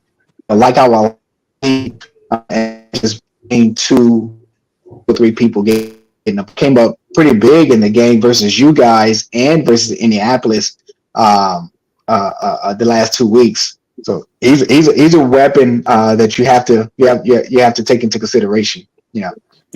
You said Sim playing the Z. I thought Sim was the X. You taking a demotion? Sim is the. No, never. You ever seen that? If you ever go back and watch, I want to say it's the 1992 NFC Championship game. Cowboys versus 49ers. All game, Michael Irvin kept running. It was a certain play, and he kept doing a curl route. And what's his name? No. Michael Irvin kept running. I'm sorry, he kept running. He kept running a quick slant, and Alvin Harper was running the curl route. So the way San Francisco's defense was scheming towards Irving, they was taking the quick slant away from him. So he said, "Okay, well, I'm gonna go over here and I'm gonna run this curl route, this play." And then Alvin Harper breaks it open for about 80. Yeah, exactly. And Troy Aikman said it best. If Michael is in that spot, I don't think we get that same look. So that's why I took the initiative to start moving my receivers around. To get different mixed matches and so forth like that. So that not only just the mismatches, but to also allow Israel Adams, who was the number 3 receiver on the team, to be at the Z and to be at the X in certain formations or so. Yeah. So, gentlemen, I have one more question for you guys, but this is kind of like a little bitty question. This is the one that I was thinking of that just left, but I got it back with the mind mentioned playbooks. Can you guys go one full season with one book? Do you think that you will have a successful season if you just use one book? Yes. Yes. And I say yes because Arizona has proven that. Okay. I think if you have the personnel to make it work and give yourself a little bit of wiggle room so it's not the same exact plays every single week, yes, you can. Yeah, I say definitely. So when Cam gave out the book count, basically he could have just said y'all just had a 2 book maximum, then y'all could have been straight. Yeah, I'll be fine with it. I prefer 2. I could live with 3, but I prefer 2. Yeah. I like the flexibility of having the option to have 3 or 4. Personally, because you coach offense, of course you do. No, I coach defense. Mike has. Oh, that's right. Yeah. Dang, that's surprising to hear. Then that's what's up. Okay. Yeah. So I do like the flexibility of 4 myself, but I think it would be nice to have a setup like we had in APF, where that we can select whatever we want into our playbook and be pretty much diverse, But then again, it may go back to the cookie cutter, and I would hate to see that again, where everyone is running the same formations and the same plays or so forth. But like Ramos said, the diversity of the 4 books, it does, give teams their own certain identity. Which is what Cam wanted to do in the first place. So there you go. Well, I can say there's some stuff going on that's gonna. I think everyone is gonna appreciate it if it passes. Yeah. I have one question. One last question for Ramos before we go. Ramos, did you guys turn the fan on Monday night? Like what happened? So we had like 40,000 people just blow into like the air just to push the ball, and it worked. I was also going to ask, were you guys praying on the sideline like Lawrence Taylor was in the 1990 Super Bowl versus the Bills when Norwood missed that field goal? Oh yeah, I couldn't watch. I was like, oh my god, he got up and walked away. Almost, because I was in my parents' house actually watching on my phone, and I was like kind of watching. I was kind of watching also the Monday night game, the NFL game, and when Israel Adams got that first down, I was like, I turned to my dad and I was like, "F, we lost." I told him like, "F, we lost," because he was asking me. He doesn't watch. But he knows I'm very into it and blah blah blah. So he was asking me like, "Hey, how you doing?" And I'm like, "Oh, we're winning 21-7." It's like, okay, that's what's up. And he was asking me, oh, now we are 21-14. Now we're 21-17. Now we're 21-20. And he was like, "Damn, what happened?" And it's like, and I told him, I was like, shoot, they're driving right now. And when the ball was at like the 30-something yard line, I was like, we got to make a stop. Israel Adams makes the play, and I turn out to it, it's like, shit, we lost. I told him. I was like, shit, we lost. and then when he missed, it's funny. You probably said, yeah, and I was just looking like this. I was. You probably said, shit, we lost. Go make the field goal, man. Go make the field goal. And I saw he was leaning. I was like, what happened?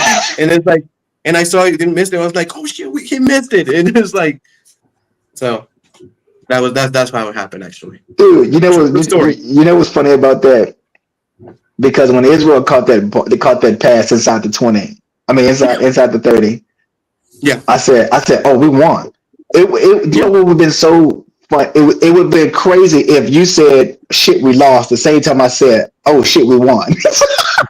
It was ask because Israel Adams caught the ball. Liam Ryan was in man coverage. And he kind of got lost. He kind of turned his back. When Israel Adams caught the ball, when he caught it, I was like, shit, we lost.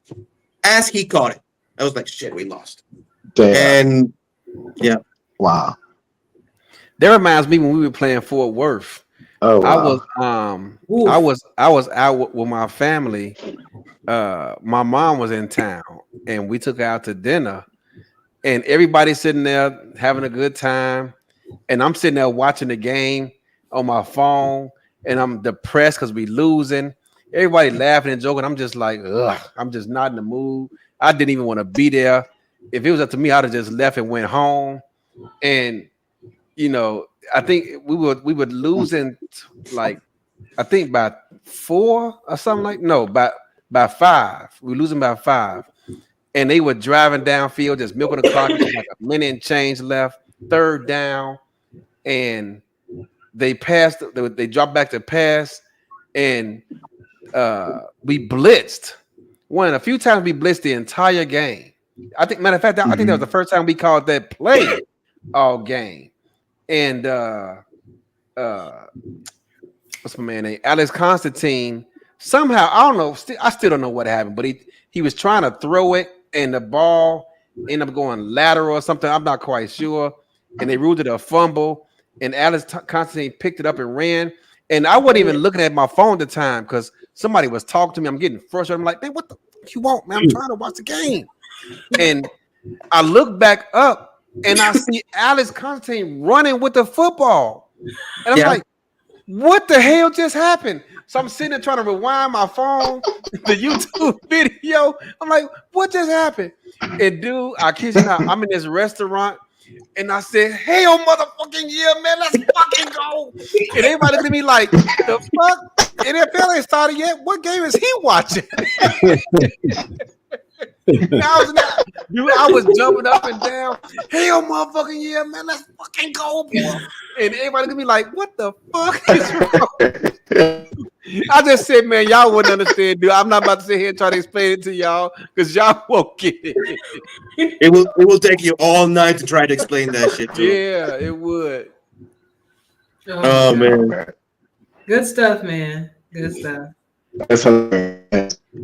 Actually, let me ask Zach a question. Zach, you're the new guy here.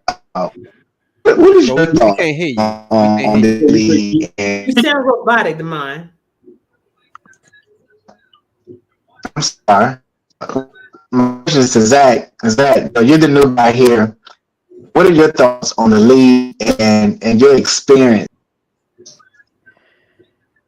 What are your thoughts on the league as a new coach? Oh man, like this is kind of the kind of thing I wish I found it back in season 1. Like I'd have been here and I'd still be here. I don't want to. It'd be dramatic to say like it's a dream come true, but you know, I've been looking for something like this for a very long time. I've been a part of other online leagues. You know, but there were always you play the games. There was never one where it's strictly sim. So it's strictly X's and O's. It's your brain against a bunch of other people's brains, and you know, to see who prevails. This kind of thing is right up my alley, man. I know that we're working with a game that's 20 years old basically. So it's not the same product of football that we're used to seeing right now. But at the same time, it kind of sounds like a throwback to the glory days, man. Back when running backs were important, fullbacks were important. And that's the kind of football I really like. Mm-hmm. By the way, this is what Damon was talking about when he said Santa Fe. If you didn't know. Okay. Yeah. So that's the team that we had when we came in season 5, and so we go even way back then when we had this logo right here, this helmet right here. And this is what the mom's talking about when he said the best. So, did you know that when you place your bid in season 5, I placed the bid in season 5 also. Okay. Same Gorilla logo and colors. Did you know that? The logo what, sorry? Did you know that in season 5, right, I submitted a bid as well with the logo and the same colors? The same colors? Yeah. So, oh my God. Yeah, I didn't have the orange helmet. Like I had a white helmet, and we had a blue face mask, pretty kind of similar to Auburn. But yeah, we used a darker. I used a darker blue mask. So like if you ever go back on my DRSM 8, there's a highlight clip of me playing Darnell Black. Of me playing Darnell Black. I think he had like the Cougars or something like that. Panthers. Great team, but yeah, I have a clip on my DRSM 80 YouTube channel of the team on that. Basically, I created a team, high school team that was in my local, which was called the Bush Broncos. And so I just really logo because it was pretty much like the longest looking logo. And again, that was kind of big. Same colors as the helmet. As like, oh, now he cut out. You cut out, dude. Yeah, I have some issues over here. I don't know.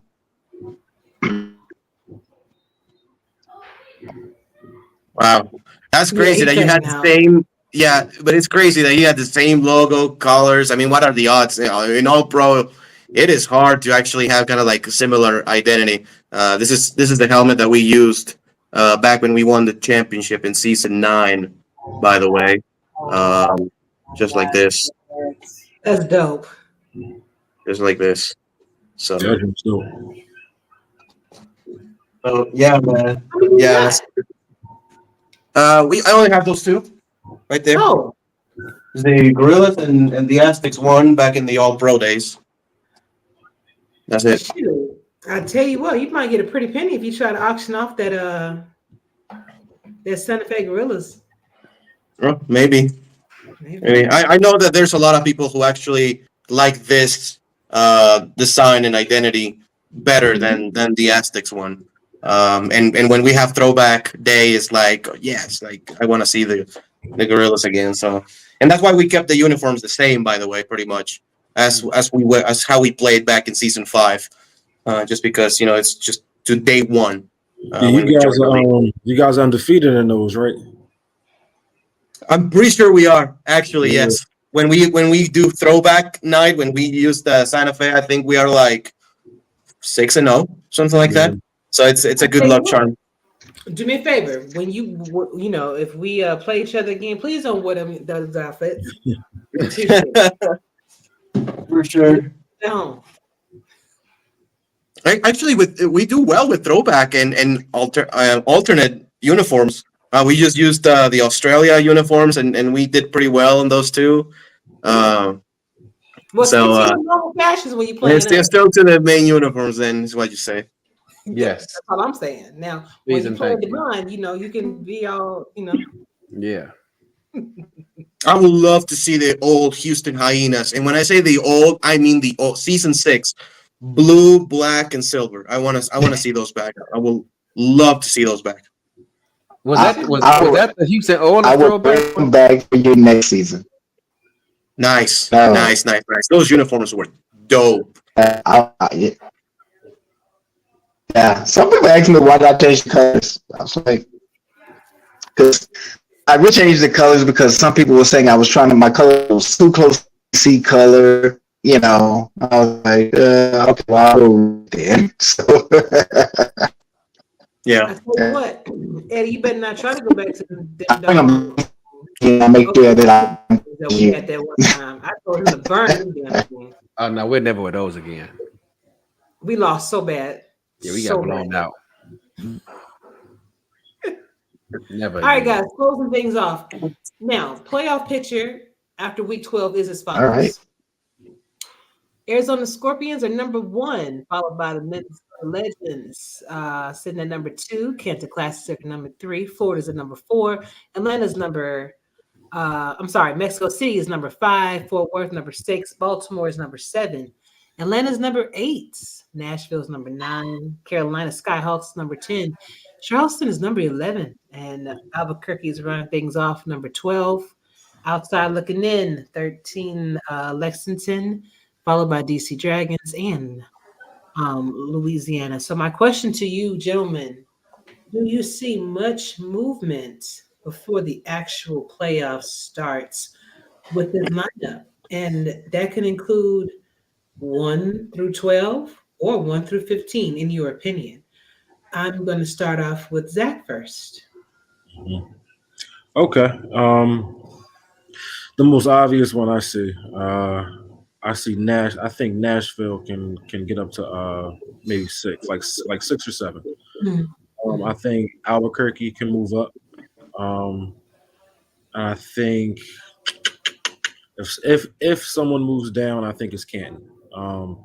I think there's a lot of tape out on Canton, so I think Canton might move down. Okay, go Ramos. Yeah, I want to say this was actually before our game against Houston. We are actually 8-2 right now. I'm not sure how things move because we did lose against Canton and Arizona.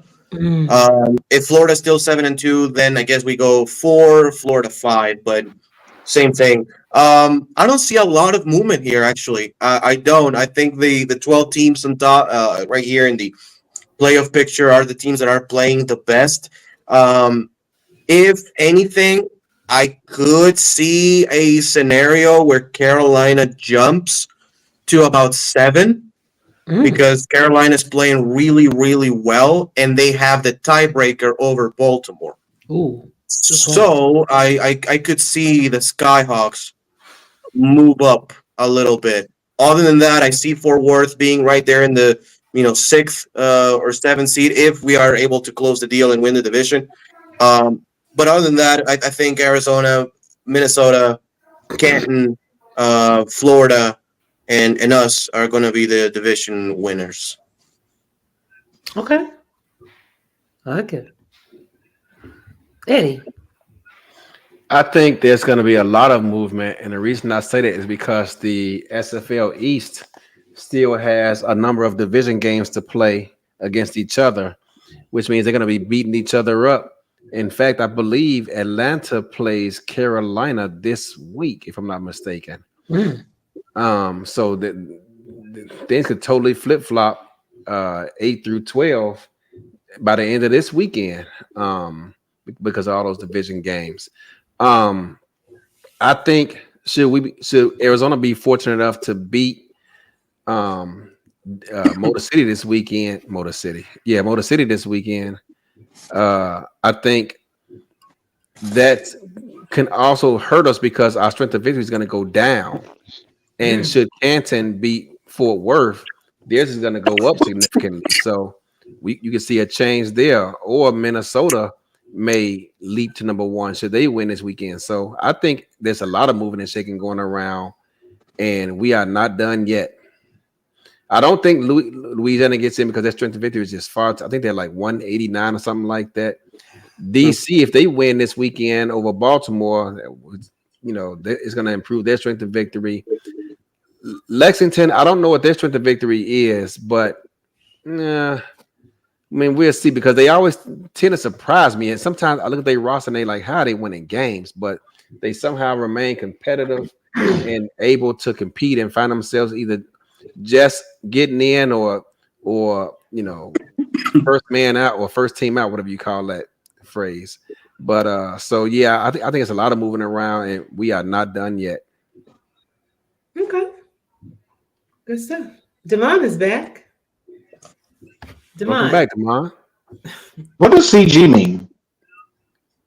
Common games. Common games. Okay. Do you see much movement, Damon, in this by the end of the season? No, I don't see much movement. I don't. Damon is eating again. I don't think a 6-16 will make it in there. I'm hearing that a 6-16 could make it, but I really don't see it happening. Not unless, some of these 5-4, 6-4 teams start losing some games, and they strength of victory, go lower or so. Or we got 4 teams right now that got 6 games. They got 6 games that are in, or 3, I should say. But you think if those teams going to lose 3 games in a row? No, I don't see it because, like I said, those 3 of those 4 that's listed play each other. So something's going to happen. They're going to knock each other out. Yeah. Should be pretty interesting. Well, I'll tell you what, fellas. That's pretty much all I had. We are 2 hours into this thing, and it did not feel like it's been 2 hours. And I swear, I feel like I've only asked a few questions. Damon dominated most of the conversation. So.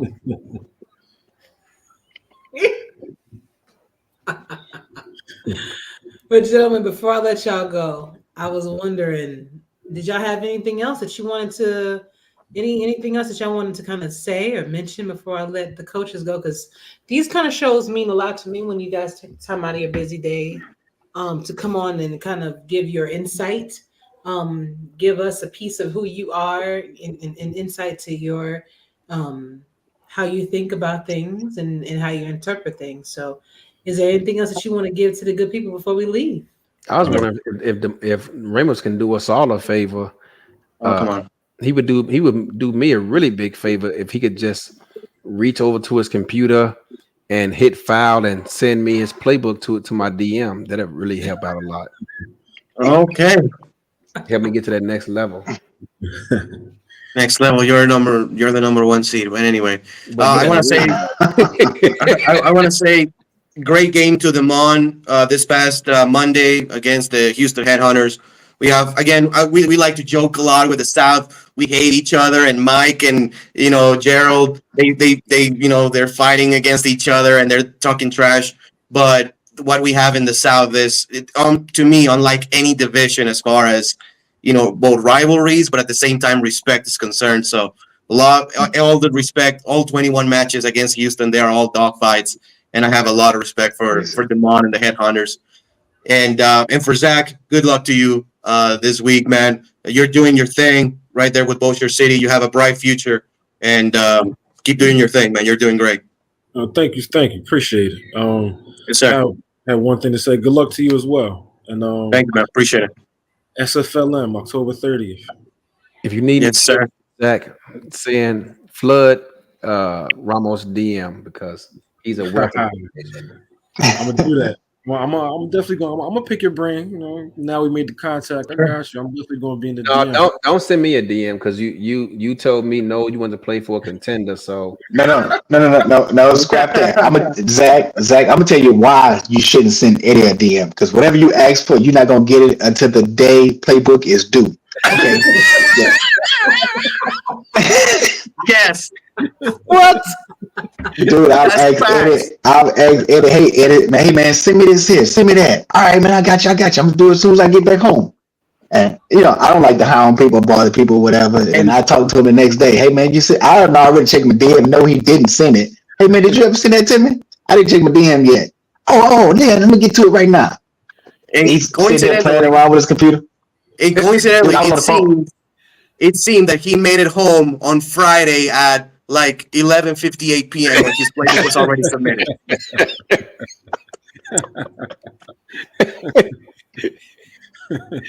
Like, hey man, send me a few stuff that you got, Hey man. That's it. My Man, problem, my mind be getting on get my own playbook right, man. I was waiting on Eddie to send me something, and he right there at his computer. And dude told me, man, I can't find it. I gotta get off the phone. I gotta go to work. I said,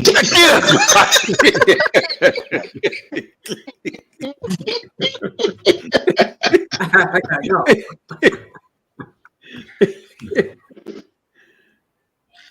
Oh man. yeah. So Zach, don't reach out to Eddie. Just get Eddie to submit it to you verbally, because if you need it physically, you ain't getting that information. I got to get back in the good graces, man. I've already blocked him, dog. He can't even get a hold of me if he wanted to. When he told me he wanted to play for a contender, I took that to heart, man. I cried for like 2 hours. Oh man! Since y'all in such a jovial mood, don't you bring up that nasty food? Oh yeah. Don't do that. Don't do that. Because the answer is none of the above. I don't want to hear no fish with Nutella. I don't want to hear none of that. Yeah. I don't want to hear no ice cream with sardines. None of that. None of that. I got ice cream. D, but it's none not of the with above. sardines. Listen, so I was wondering, because we have so much time before we go to Baltimore, right? How would y'all feel if we order some of these? Okay, listen, hear me out. No. Some, No. Man, is that Spider? Yes. Spider. Wait, Ramos, come on, man, come on now. Don't act like don't. We can try that. Try some grubs here. Wait, don't. Demond got it. Exactly. There's some seasonings there. You see the radish and the cilantro. Demond gonna take care of that. Listen, they're crispy, and then they toss it with some soy sauce. Demond raised his hand and said he got it. Don't even worry about it. Nah, dog. I can't do the grilled worms. Wait, no, not that one. Y'all eat that one. So I just want to know. So are we eating this? No. No. Wait, is that a soft shell turtle? Yes, dear. No. Oh man, y'all. I would try that. I'm not gonna try. I'll probably try that. See, there you go, Zach. I mean, it's the soup. You don't gotta eat the turtle. You just eat the soup, right? No, you gotta do it all, Zach. Seriously, Ash, what's wrong with chicken? What's wrong with right? Look, I've been blessed. Listen, this. No, is that a no? Listen, I've been blessed, right? Where I live, I have a lot of great food to eat. I have tacos, I have enchiladas, I have chilaquiles, I have all of that. I know. Why would I? Exactly. To be adventurous, to try different meat. So listen, we're on this. Man, what is that? Nah. Listen, we're on this planet. Don't y'all ever get tired of just eating the same things? Chicken, fish, and don't y'all? You what is that? Try some guinea pig. What is that? No, I know 3,000 ways to stuff prepare chicken. I'm not eating the same thing. Right. What is that? That's a guinea pig, dude. Oh hell no! And they just I do not want to eat. I do not want to eat Chris Rock from Dr. Dolittle. No.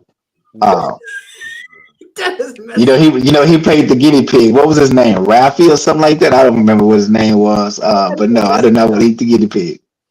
Don't be messing me up like that. Okay, I got two more things that I'm sure. Okay, so I got Zach to at least think about the turtle soup. So that's something. But what about starfish, y'all? Did y'all know y'all can eat starfish? I've had the scorpions. Oh, okay. Yeah, he's not even allowed to come to the team. He can't even interview. No, it's like I was in China. It's like a tourist thing like that. The live scorpions on the stick. They said, "Here, try this." And you said, "Sure, why not?" I mean, look, there was a million other things. Like I won't discuss. So how did this fucking taste? Yo, It was they ain't had no delicious, right? McDonald's around the corner or something. Like Yeah. I mean, they got all that too. Hey, at least you can digest what this starfish here. I don't know about that McDonald's, but okay. So guys, y'all seem like y'all wasn't really excited. No. So how about we end things off with the chicken wing ice cream? See, Chicken wing ice. Yeah. So in Japan, they do chicken wing ice cream where they actually take bits of chicken wings and they mix it. Wait, why y'all got that look? All y'all got that look like you. I have the puzzle look on my face because I may actually try this. Thank you. And it's because it's something I eat on a regular. It's chicken and ice cream. So I may try that.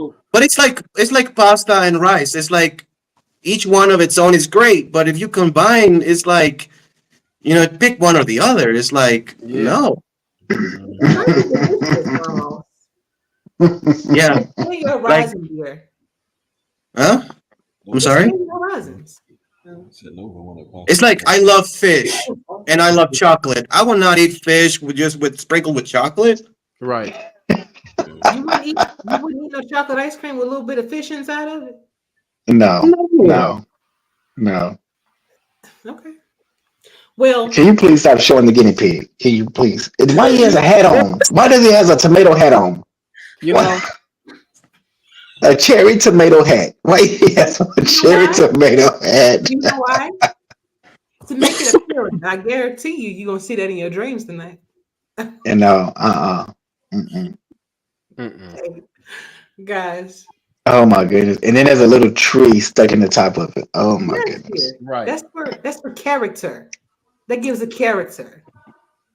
Okay. Oh my goodness! It's trying they took the rest of that. They took decorating the plate too far on that one. Yeah. The worst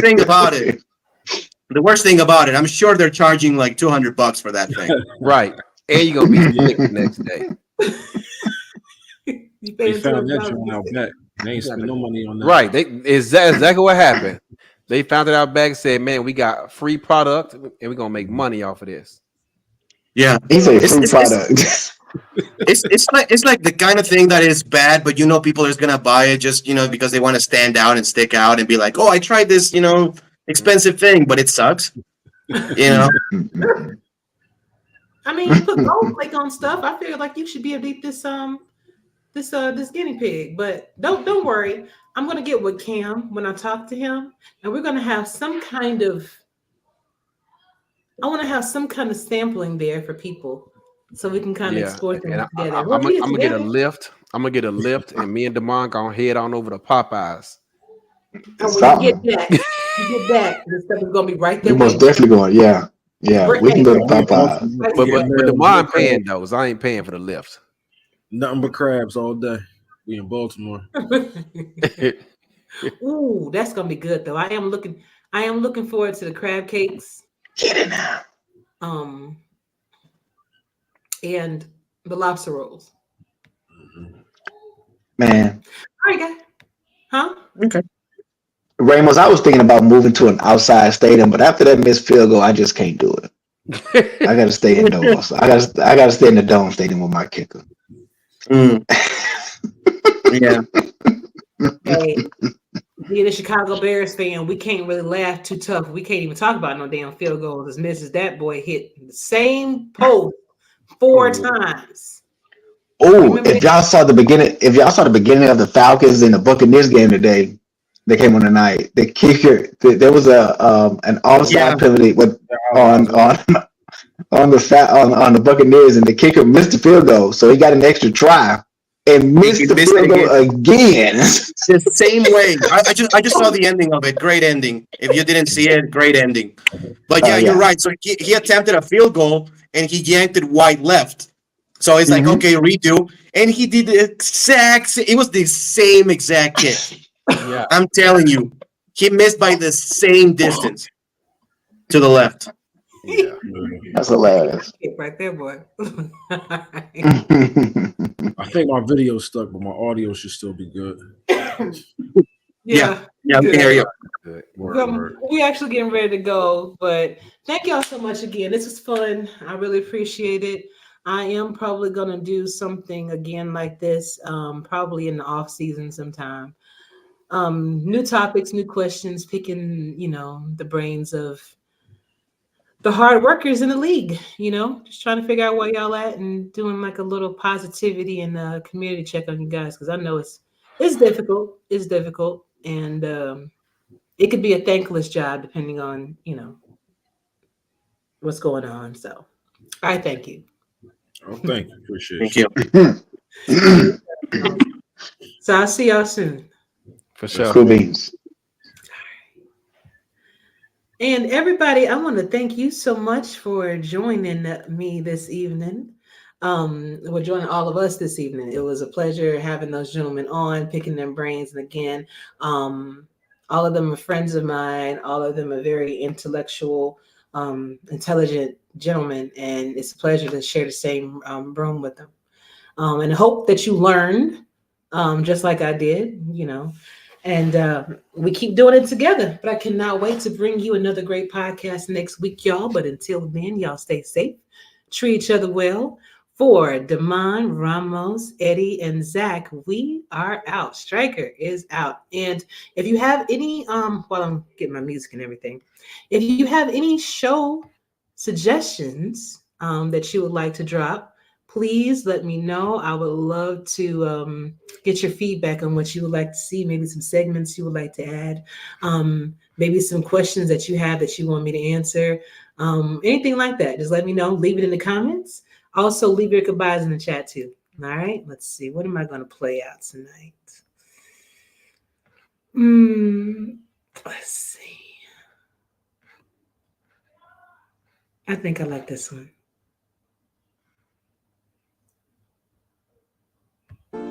I gotta make sure I do the clean version. It's the clean version, right? Okay. It's your host, All right. Y'all have a good night. Bluffington Jr. III. And you are now listening to the smooth sounds of Mood by Dis Silas and the Big Back Poppers here on Kicks at 107 FM. Yeah, I got style, I got grace. See this fit, I got taste. Too much drip, too much flavor in your face. Cause know that I'm a move. Better know that I'm a move. I look good, I look great. See this skin, see this face. You don't love yourself, I can't relate. Cause know that I'm a move. Better know that I'm a move. Can't be fake. See this drip, take a dip in that lake. I'm a star on top of that rocket. Finna blast off. Shout out, take. Mama gave me the essentials to kick butt, take names, it up and be great. Don't be mad, I'ma move when you look at your food or the rub on the stick on that plate. Baby, I'm mad at me. How I do it so casually. Doing this so big, hell, I can't make it up. Maybe it's Maybelline. Like, who in the hell do you think it is? Walking around here looking that good. That whoever don't feel the same, butt cheeks about to meet the back of my foot. I got style, I got grace. See this fit, I got taste. Too much drip, too much flavor in your face. Cause know that I'm a move. Better know that I'm a move. I look good, I look great. See this skin, see this face. You don't love yourself.